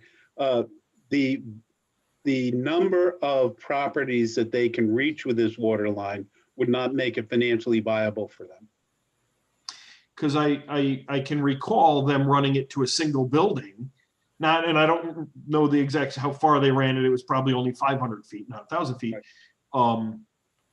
So Greg, can you talk a little bit about Vale Road and what happened there? So Mark, how long ago was your example with Aquarian? 2 months ago, I did the flush for them. Okay. So, we've had this same conversation with Carlos, and he talks about what the Aquarian's current policies and procedures are today. And this is what he said they are prepared to do. Now, if there's an exception or they want to apply some other rule, I've not been able to uncover it or have him say he's willing to do anything beyond what we've already been talking with him about for over a year. So he's not willing, and we may not have the usage. You may need cooling towers and process water and things like that for them to use that. I'm not an expert on it. That's why I was asking the question. So you've asked, Greg. You're back on mute. I have. Okay. So the last thing I'll say, and Glenn, you call it to a vote however you want, after you have everybody speak or do whatever. I'm really now looking at this, and I'm not blaming anyone, but we caused the emergency on this. We caused the timeline failure on this, the town, we as a town. We've known for a long time we're putting a school in. We've known for a long time the wells were not going good there. We've known a long time. So we're saying this is an emergency because we as a town have dragged our feet on this for at least 5 months, so that now it's an emergency, and now we're going to vote without a referendum because we're not prepared ahead of time. I don't know that that's a precedent I can break. And Dan, I appreciate what you said, that it is the harder choice. Yep. To do it without a referendum. You are right on that, but our charter says emergencies, and I just look at this as an emergency we brought upon ourselves. I will try to shut up now. I see your point, but I'll go back to my statement as it is. We were elected to be leaders, regardless of how we got here. We were elected to be leaders, and we need to step up and in the heart of hearts, do we feel with all our research that this needs to go ahead and is in the best interest financially, because that's what we're charged with, for the town in the process? I mean, either way, we've already borrowed the money on the school. We've already taken the first installments. We're already paying. So delays are going to cost. Delays have costs. And Mark, regardless of how we got to this point, blame this, blame the Board of Finance, blame the town, blame whoever, we're in this spot. So the key to leadership is managing the spot you're in to the best of the abilities of our group. So I think we need to vote. I would say the key to leadership is not getting in this spot in the first place. I get it, we're beyond that and we're here. But Yeah. What precedent are we setting for future failures to be prepared, where then we can just call everything an emergency? We've been in this situation for 7 months. If we were sitting here 7 months ago with the same information, you'd be making the same decision because of COVID. So let me ask one other thing here. I think we're all in agreement the water line happens. I'm not speaking for anybody. It's a matter of, are we assessing or are we not? There's a time issue for Mr. Butkus in the schools. So do we approve it to the full amount, and with the thought of setting up some sort of assessment relief fund that could offset the assessments if in a future meeting we decide that's the way we want to go? So it's ready to go with assessments, and I'm still going to vote no because we're not going to referendum. So this is for everybody else to decide. But we could vote yes with a relief fund, and then determine whether or not you actually relieve the assessments or not at a later date, but get it approved so that the school can move forward.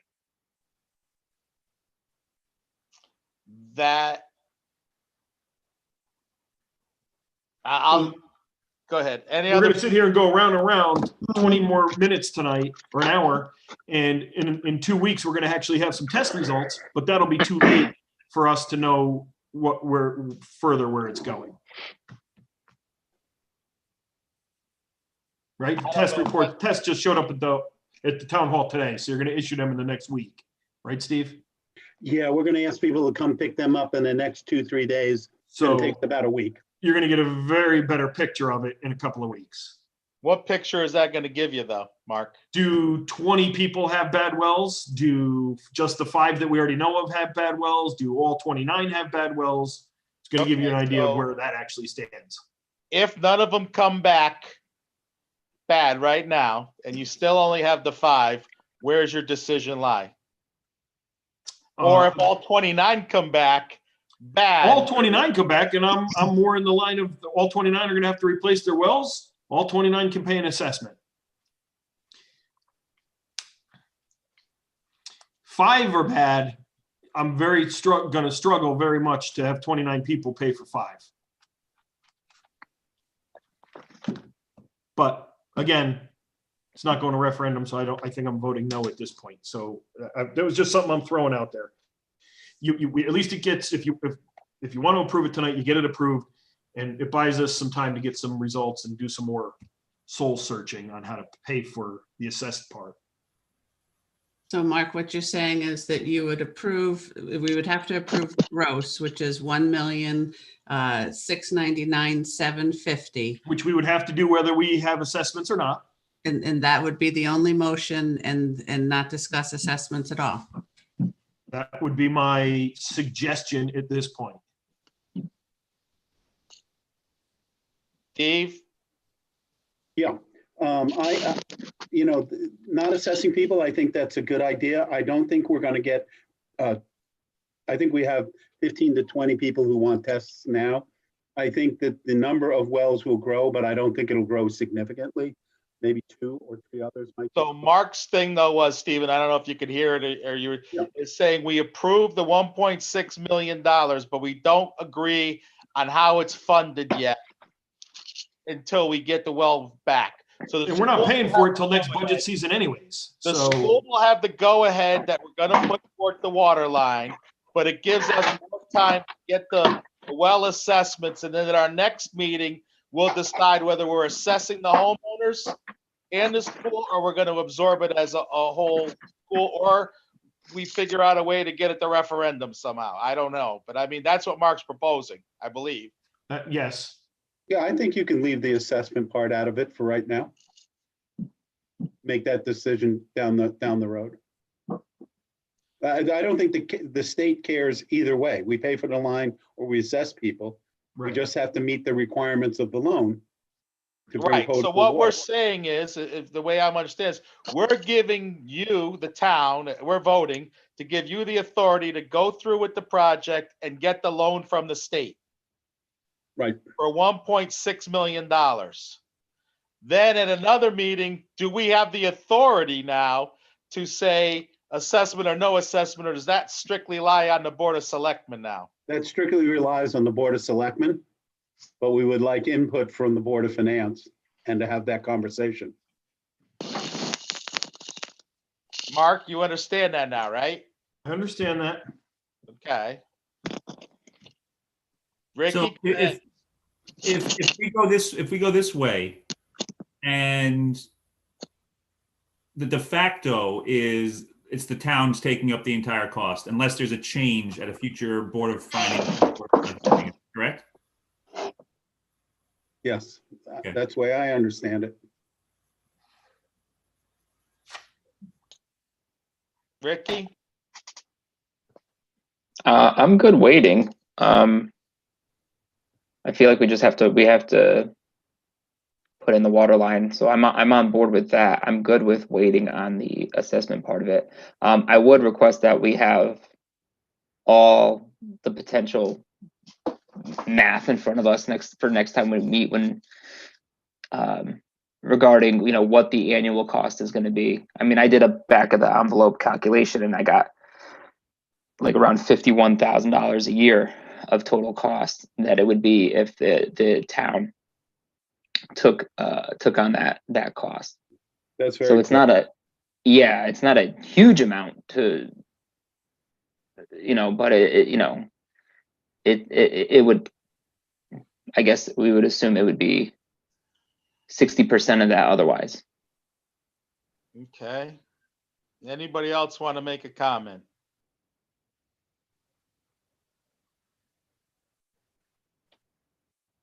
None? All right, hearing that, I'll make a motion that the Board of Finance approve in the amount of $1,699,750 to put in the water line from the Nabby Road to the Huckleberry School, as discussed, that the assessments or town paying for it will be a decision of the Board of Selectmen in consultation with the Board of Finance. I'll second. Discussion. Hearing none, let's put it to vote. All those in favor, aye? Aye. All those nay? Nay. So it's hard to tell. I think it passes 5-1. Correct. What I saw. All right, the motion passes 5-1.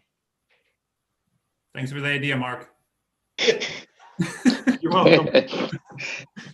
All right, now I'm gonna make a motion that we move the Board of Ed reports next. Do I get a second? I'll second. Discussion? All those in favor? Aye. Aye. Aye. Bob, you there? Bob Belden.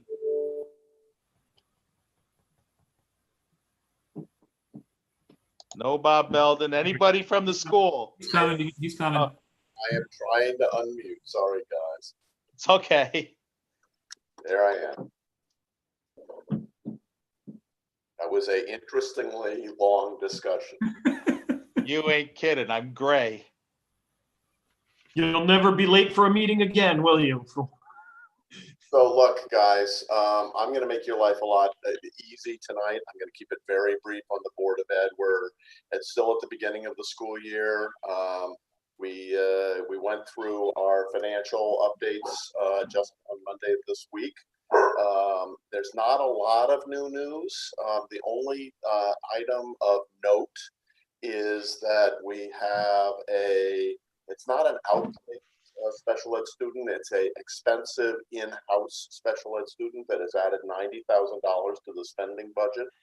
And so you will see our current outlook is worse by about a little over $90,000 in this month. But I will tell you, in our discussion with the special ed director, there's another round of things where kids may be exiting the special ed program or graduating from the special ed program, and we'll know more next month. So even though you see it as a change this month, we see some offsets. So that was the one new news on the outlook. And in terms of the COVID spending, we had a need for a little bit more in terms of some stools and some more dividers, but it was offset by underruns and monitors, so the number as a whole didn't change that much. So, okay.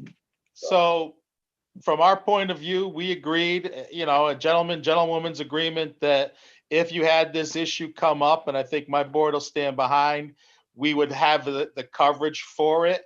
I think the way that your team has been working with Marcia, Steve, Ken, and everybody's been working well together, you need to decide if you need the appropriation or you don't need the appropriation at this time to cover it.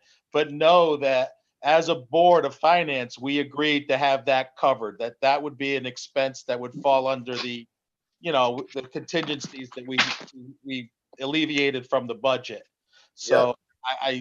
And Glenn, I appreciate the partnership with the Board of Finance. It's been great. And I think it's premature to ask for an appropriation. So I would suggest we continue to monitor the special ed costs until next month. And I'm also monitoring other expense areas that may happen. And I will tell you, overall in the Board of Ed budget, we're showing right now about $200,000 overspend on the budget. 254 of that is COVID related spending. And they're actually better than budget, even with that special ed item by about 50. So we're working hard on it. And by the way, we really appreciate having Eileen on our finance committee. So thank you, Eileen, because she's and Marcia really helps us a lot too. So we're actively monitoring it. And I don't think we're asking the Board of Finance for any action tonight. So yeah, no, and I appreciate that. I'm just saying, know that we've had this money put away, and however y'all are working with Steve and Marcia, just continue it and call when you need. That's what I'm trying to say. I'm with you 100%. Thank you. I think we're all behind that. I'll let other board members speak, but that's what we agreed to, and I'm willing to stand behind it. Go ahead. Anybody else want to? Yeah, so absolutely. That goes without saying. Bob, I do have a quick question. How is the staffing in the subline going? The staffing and substitutes. And substitutes. So we did we're actually going to add to our report starting next month, a substitute report. Substitutes are hard to get right now. Let me be frank. We're actually having right now an issue in the middle school on one of the blocks in the middle school that we have a couple of faculty members out, and that has been problematic keeping the sections covered. So we are our current outlook money wise is right on the budget, but man, is it hard to get substitutes. So so we're monitoring that hour by hour, day by day. So. But I know that's right now. We agreed with Ken that starting next month, we're going to have a very specific report on substitutes, focusing on long-term versus short-term, because Glenn, you highlighted the difference in costs in those, and then where are we year to date, and what's the outlook for the rest of the year. So that'll help us a lot. So in terms of keeping our eye on that budget line. But the budget line item is less important to me than finding subs. Good point. Right now. So by the way, the other item we discussed is we went through budget formats, and Marcia and Ken have been actively working on getting a set of budget formats that the school board and the Board of Finance will do the same budget formats. And we'll probably want to make sure we get that in front of this entire board at some time between now and January, just so we can all look at it. But I think we had a good discussion, and it's kind of lining up with how you guys look at budgets generally.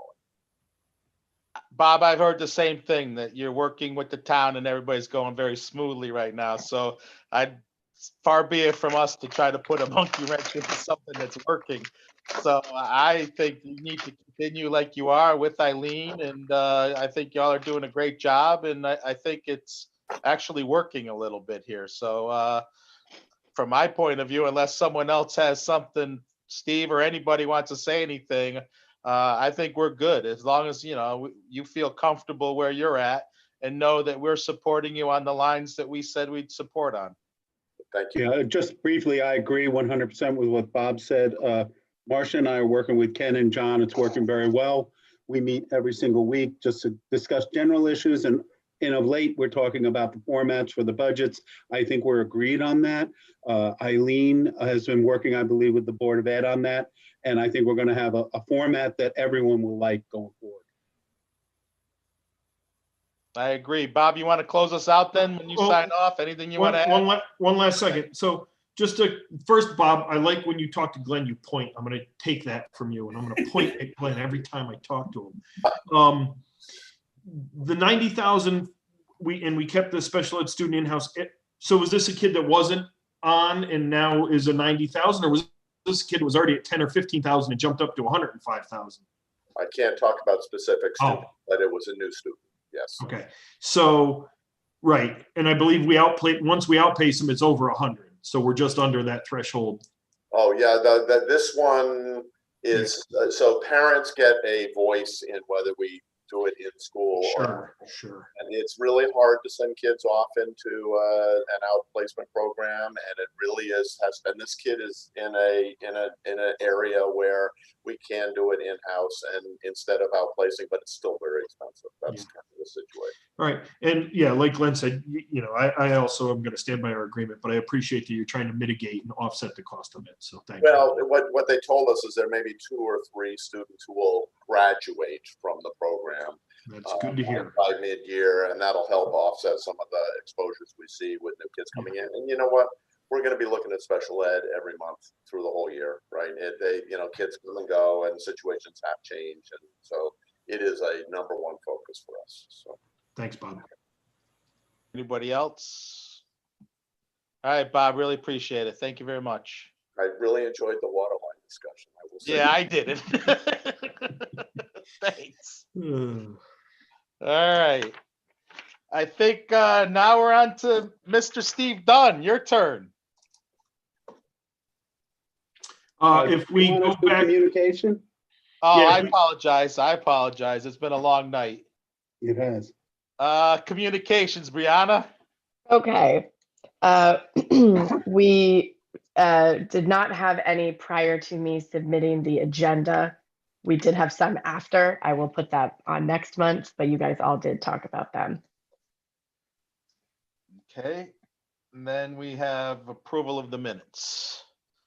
Yes, so we just had 2 meetings, October 14th regular meeting and the November 4th public hearing meeting minutes for approval.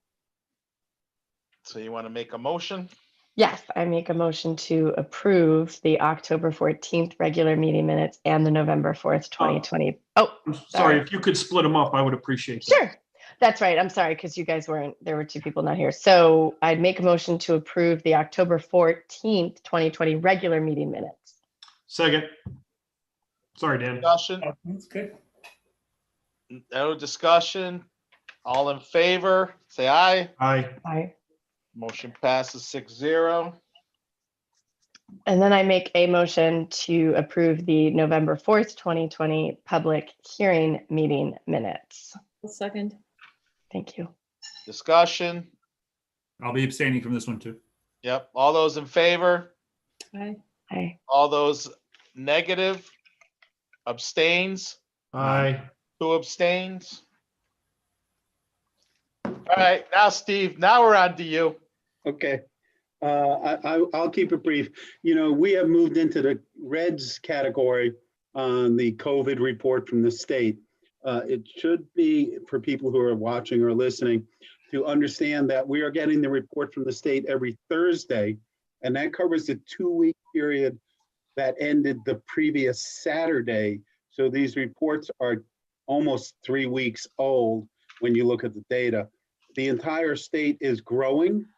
And the way they do this so we can compare one town to the other, they take your number of cases divided by the number of residents in your town and then divide it out and normalize it to cases per 100,000. And ours is over 15, which puts us in the red. We think that's going to continue to rise given what's going on with the coronavirus across the nation. And we're going to have to watch this coast very carefully. We're putting in some more additional reporting within the town itself, tracking, and we don't have any cases now in town employees or in our buildings, but we're going to be watching that on a weekly basis in case we need to make any changes, restricting access to town hall, having employees work from home as they did for a while on a rotating week-by-week basis so that we don't lose an entire department. But we'll stay on top of that almost on a daily basis. Some good news, we did win the STEEP grant for $128,000 for the redesign and implementation of the phase 1 of the town hall redesign, which will allow us now to digitize in land use. That's where we're going to start. Digitize all those huge files that we have, clear out some space, and also reconfigure the space so that our employees would have more secure areas. We're using, if you've been in town hall, we're hanging plexiglass between desks, and so it will be for that design. And so that's good. We won that. Only 90 some odd towns actually won the STEEP grants out of 169. So we're very happy with that. Voting went pretty well, and over 83% of our residents who are eligible actually voted. One problem we did have is that the L to O line at the high school seemed to be backed up. And people are saying, well, you got to separate these people out, and you got to move people from one line to another based on street. And actually, I did some studies on this, and I really looked at this, and we have almost exactly the same number of voters who vote in each of the lines, and almost exactly the same percentage voted in each of those lines. So we're looking into it further to avoid that problem in the future, because every line should have been moving exactly the same speed, but that didn't happen at the high school. So we're looking to see what we can do to move that faster. Marcia's going to talk about this in more detail, but our revenues and expenses are about where we thought they would be. Revenues are up in a couple cases, and the expenses are still good. And as we talked about before, the schools are doing a very good job in managing their budget and finding savings to pay for some of the COVID-related expenses. And that's it for me. Thank you. Steve, call me when you have time on the LO line at the high Yeah, school. sure. Some insight. Sure, will do. Thanks. All right. Then we're on to Anybody have questions for Steve before we move on to Marcia? All right, Marcia, your game. All right, oops, let me go back. No, it's not going to change. Okay. That you all should have received the economic recovery dashboard last night.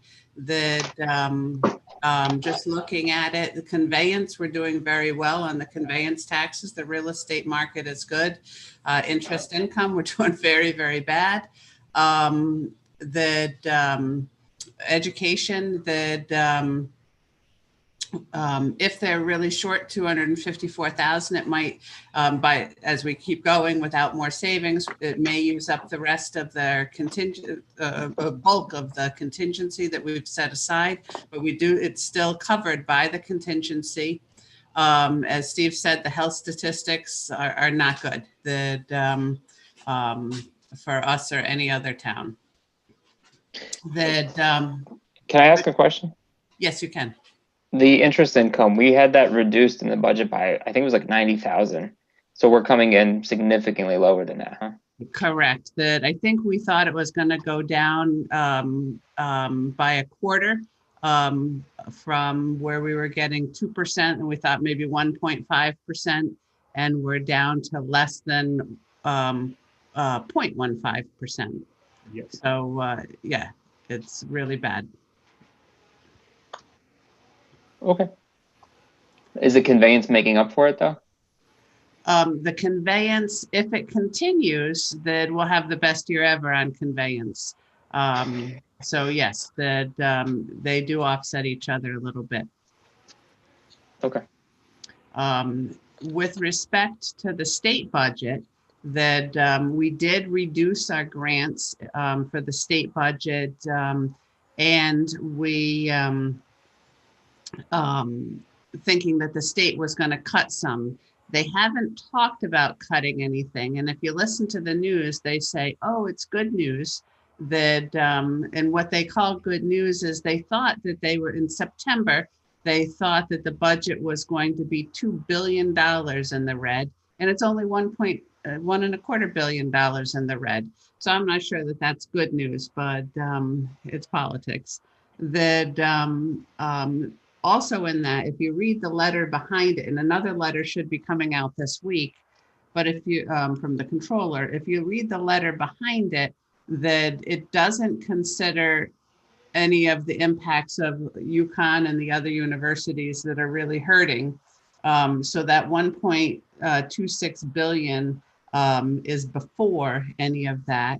And it also says that it doesn't consider a second resurgence of the virus, which we know we're in. So it's going to be bad. We're still, not sure we're going to get all of our money, that they've got to cut someplace.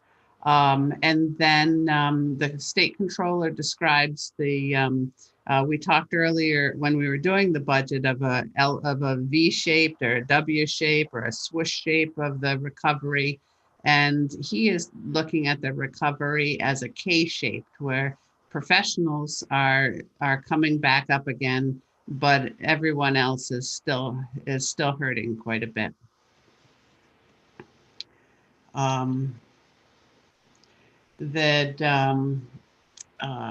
So the things that we talked about here, just those were COVID related things in our economic dashboard things. The interest rate is down. That we did do some moving of things so that we would double our interest rate from 0.7 to 0.14. The premium, and I had this in last month too, but just to make sure we talk about that we did get a large premium.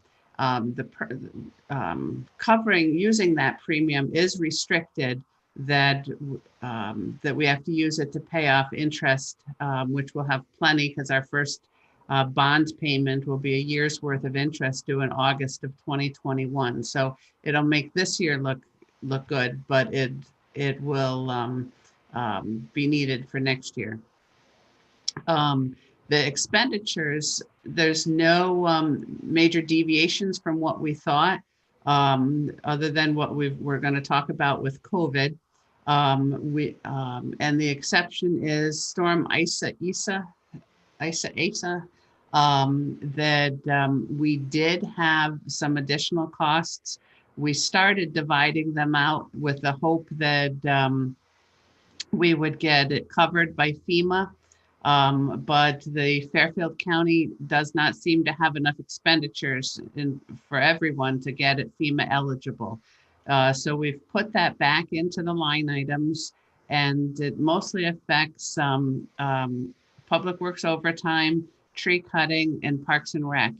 They're trying to cover it in their budgets, but we just want to point out that there may be some issues that if they can't cover it in their budgets, that we may have to make adjustments later for that. We've got a number of employee changes that where people, it's like musical chairs, where people are moving from one department to another department, and there's training, and I do need to just sit down and analyze it to see where we stand. Because there's some overtime, and but then there's also some breaks in service. So we'll see that. I haven't gotten into that, hadn't had time to do that, or any other budget adjustments. So we'll come to you later on that for the regular budget. Any questions on that? With respect to COVID, that you should have received that as well. We originally had 500,000 as a contingency that we're asking you to approve the adjustments from October. We didn't get to that in last month's meeting. Most of that was for the election. We're asking you to approve the adjustments for November. About half of that is because the November adjustments keep moving it forward, that some of these measures that we thought might be done by October 31st are now going to December 31st because COVID is not gone. That's about half of the November. The other half of the November is a contact tracer that we've got a grant that covers that cost. But that would be in revenue, and so the full expenses are here. That we're also in the November transfers. We had originally had the Chromebooks and laptops for the school in our budget, and we just want to move them out of our budget. The school is trying to cover them in their budget.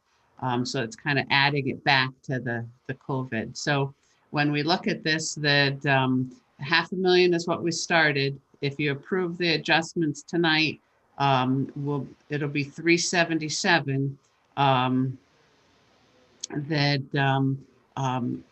I do have to add, I did this last week, but on Monday we had 29. We had the steep grant approved. That'll take another 29,000 out of this because it was contingent on the steep grant. So we'll be down to like 350. We're still, everything's still being covered, but it's getting lower and lower. With respect to COVID revenue, we had 198,000 in the budget. We weren't exactly sure where that's coming from.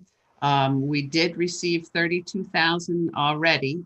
So we're short of our 198 by 165.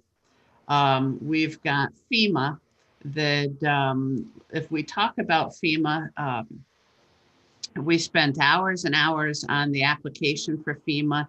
The rules changed as of September 15th. That we actually took some school expenses after reading the instructions, and we can't pay for school reopening, but according to the FEMA rules, that we can pay for cleaning of public buildings, and in their definitions, a school is a public building. So we did apply for, instead of this amount, we applied for $57,000 of FEMA funding.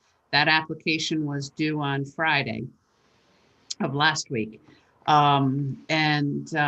we applied for 57,000, and since that time, I talked to the FEMA reviewer, who's a subcontractor, and they've been told that although the rules changed on September 15th, is to use the rules after September 15th on everything. Well, essentially, what the new rules say, the after September 15th rules say, is that they're only going to cover the PPE for emergency workers when they're working on a COVID or suspected COVID case, not for heart attack or anything else. Well, that's, I mean, how small is that? I said, well, you know, I've got to report to a board. I see it says that all this other stuff is covered before September 15th. How do I explain that? And his thought, and this is just his individual thought, is FEMA is going to figure that they'll save some money, and the little towns that have 57,000 will not sue them. It's not worth it to appeal. They'll deny it, and essentially, the larger cities, it is worth it for them to appeal. And that way they just streamline the money to the larger cities and not the rest of us. So that's where we stand on that. We're not expecting much. That, on the CRF funds, that's the state money that we had to take. That was more money that we have. It's more definite. We did do an application with $217,000 that it's gone through their audit. We'll see if we and each one was approved by the audit, it looks like, but let's wait and see until we see the cash that and then some registrar money. So we may be over budget in that revenue. We're hopeful still.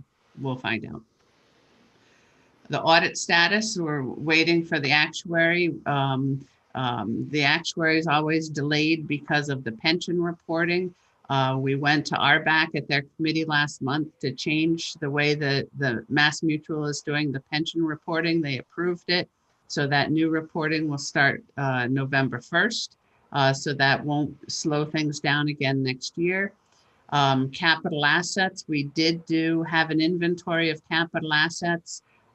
Just so it doesn't slow down the process, because we want to make sure it's right. We're going to use last year's, the old schedules, and we'll make it perfect for next year. We are the beneficiary in a split interest residual equity trust that Mr. Walter Lenk was the former president of Danbury Hospital, and he left a trust.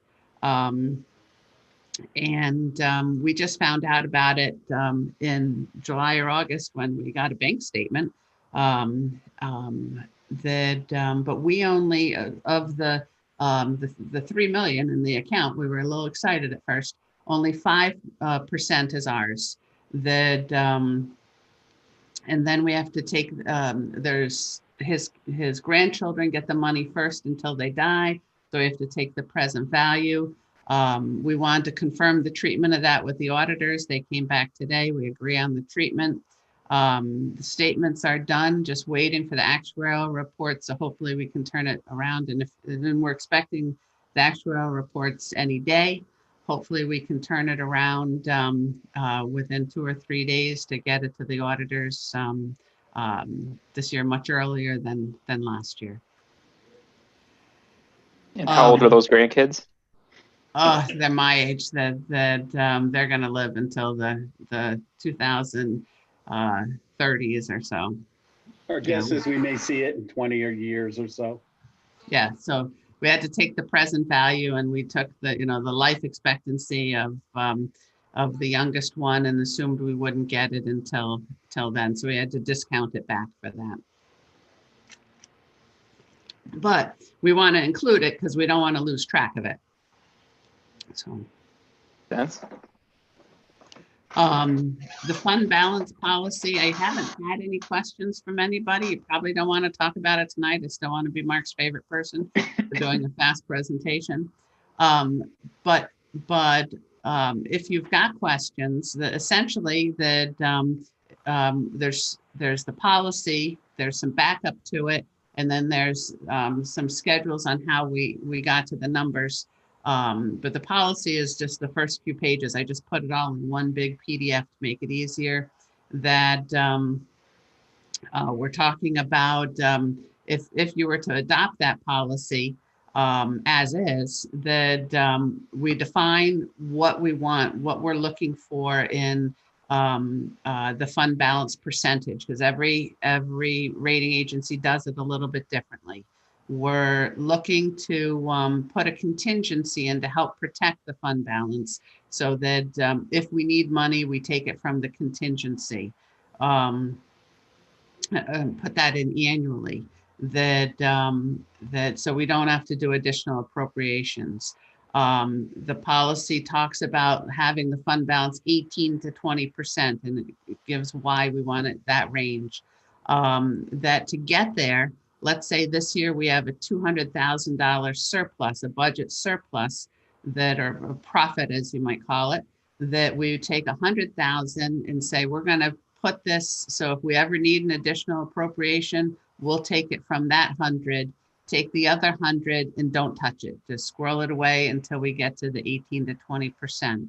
That and then if we reach the fund balance and we've got 20%, let's say, or have a great time when we're up to 25%, what would we use to bring that down? We don't want to use fund balance for operating costs, but there's a list of costs that we would use it for. The policy calls for reviewing it every 5 years. And then as I've tried to go through and work it and use it on this year, there's a few things that I found that I need to add to it. So if you have questions on that, I'd love for you to reach out to me. So I will. So Marcia, I'm glad you brought that up. I do have some. I thought I missed out, but I do have some questions and comments. And Glenn, I think maybe we want to add a discussion of this to next month, because it does have some implications to how we look at the budget in coming up. So I think that we should review it in not in huge detail, but certainly how it affects what we're going to be doing in March. Yeah, I agree, Dan. I have some questions and comments on it too. So we can push that off to next week or next month. But I think to better prepare for it, if we're trying to limit the time, because these meetings have been getting long for us, is if you have the questions, front load them to Steve and Marcia so we can go through them at the meeting, right? Yep. So I would like to have this in place before we do next year's budget. Yeah. I think we're all in agreement. I think that's what Dan's saying, Steve, that we need to get on this. And I think the questions, if we could get them off, in the next week or two to you and Marcia, that then we can prepare for a healthy discussion at the next meeting. Yeah, that's a good idea. Marcia, what's our fund balance right now, percent-wise? 12%. 12, yeah. All right. So I thought. Any other questions on finances? No. All right, that's it. Okay. So now we're on to audit. Yep. Audit.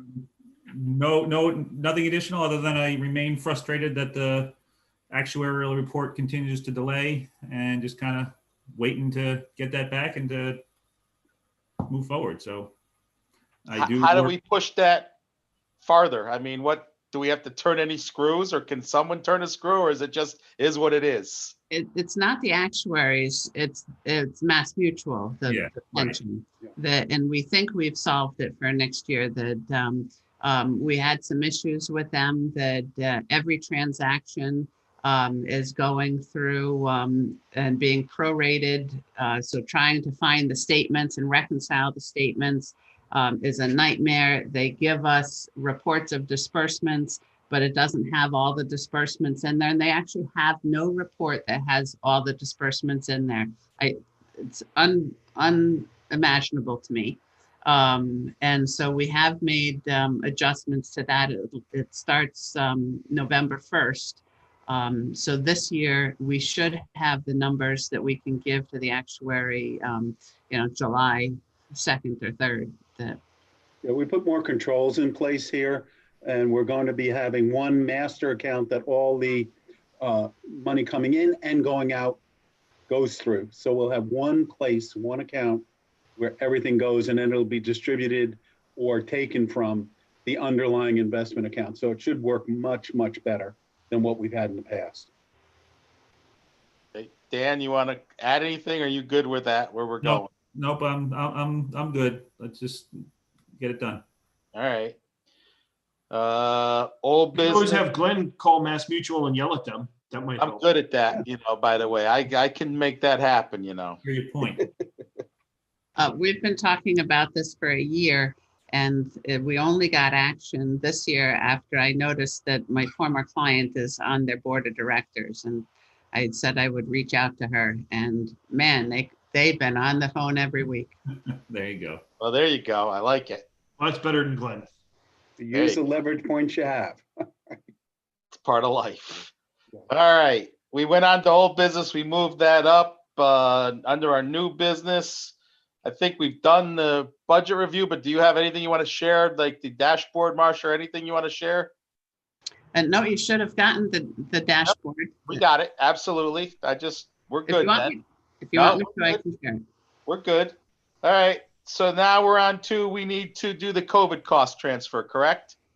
Yes. So that is in the letter we received from Ginny. Yes. So to start the ball rolling, I'll make a motion that we transfer in the amount of $125,878.97 out for school costs to the remaining COVID contingency line item listed on the COVID cost budget report as of October 31st, 2020, as provided by Marcia Marion, Controller and Director of Finance. Do I have a second? I'll second. Any discussion? We saw the numbers in Marcia's chart. Is there any discussions on this? Someone looked at it to make sure they tie in. Marcia, you looked at that? They do. Did. Yeah, I just didn't. So. But you should have had more numbers in there. Do you have more numbers in there? That's the only page I got. What am I missing? Because when I printed it, that's all they printed. All right, let me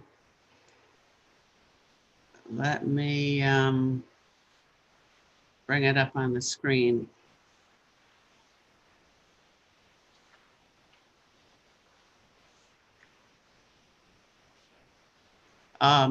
What we're doing is we're approving $19,691.24 to come out of contingency for the October tranche, $48,823.61 to come out of contingency for the November tranche, and that $125,870.897 to go back into contingency for this. That's not how we got it in the letter. So we probably got it wrong in the letter, but Marcia is correct. Yeah, and the number we have in the letter does not tie in because now I'm looking at it. No, it does. The number one, oh no, it's 125. Yeah, it is 125,878.97. It's that red number.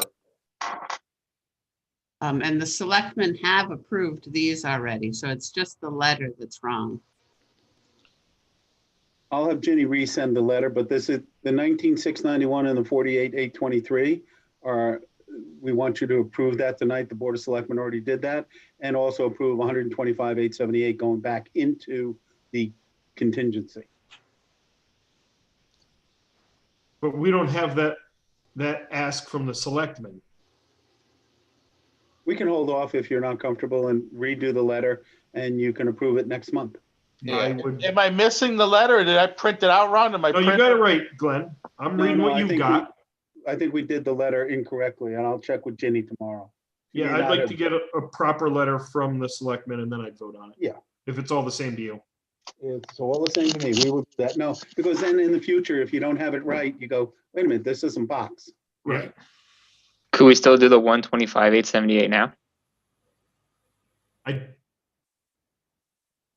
No, because it's listed wrong, is what Marcia's saying. It's going, Oh, I it's think going we're- to them, not coming to, not going. we It's going gotta in, not move coming things out and then put things back in, right? Marcia, is that what I'm, or Steve? We're Yeah. taking out the 19 and the other one, but we're putting back in the 125.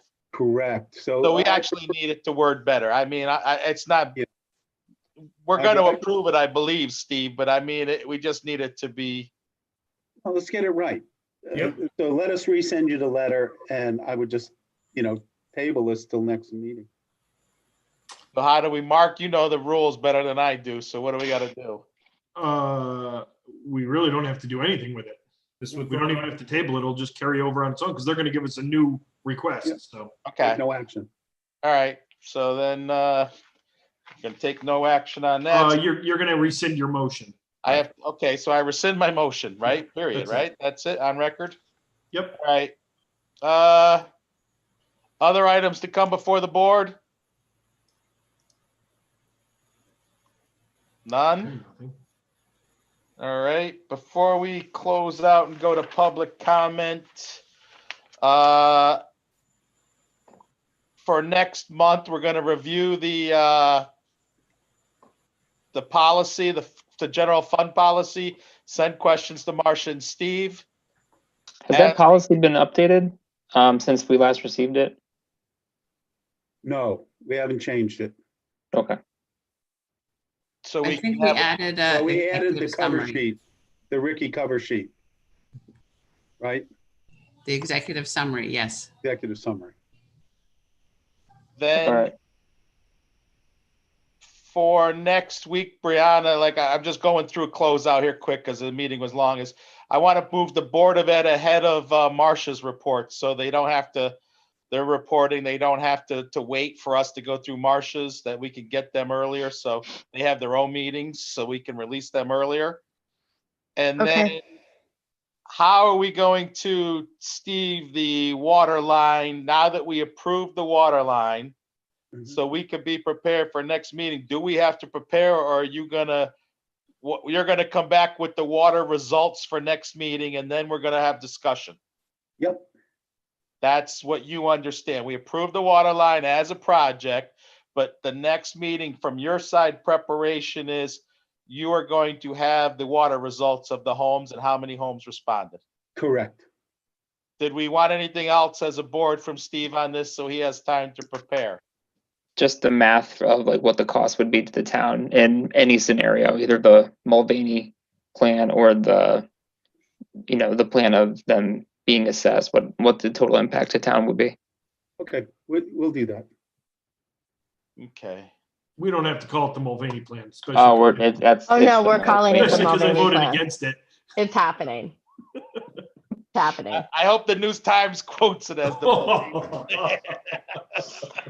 Only Mark can come up with a plan and then vote against it. It's great. All right. Anybody else want to add anything from the old business? Definitely not. Or items that come before the board? I apologize. All right, we're on to public comment. 3 minutes. Anybody want to speak on public comment? Okay, so, yeah, Announce yourself. we listened, yeah, Art to Point 92 Candle Lake Road. We did listen to the entire thing.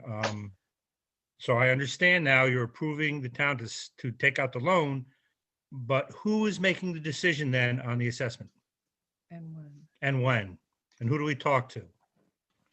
I was just typing an email to Steve about the actual dollar figures.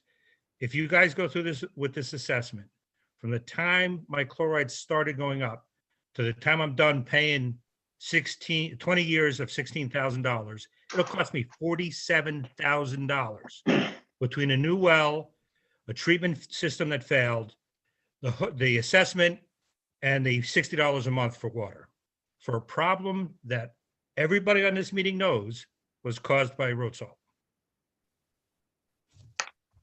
So that decision will be made by the Board of Selectmen in consultation with the Board of Finance. Well, And the Board of Finance had the choice to make the decision tonight, and they didn't no, they don't have the choice.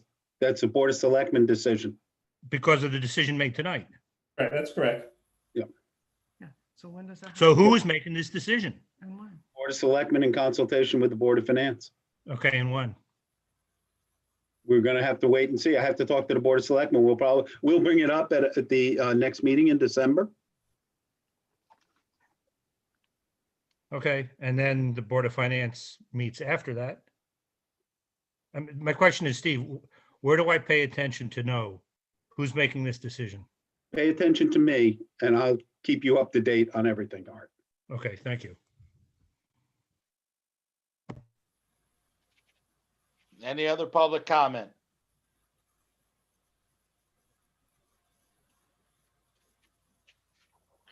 Hearing none, I make a motion to adjourn. I second. Discussion? None. All those in favor? Aye. Aye. Meeting adjourned. Thanks, guys.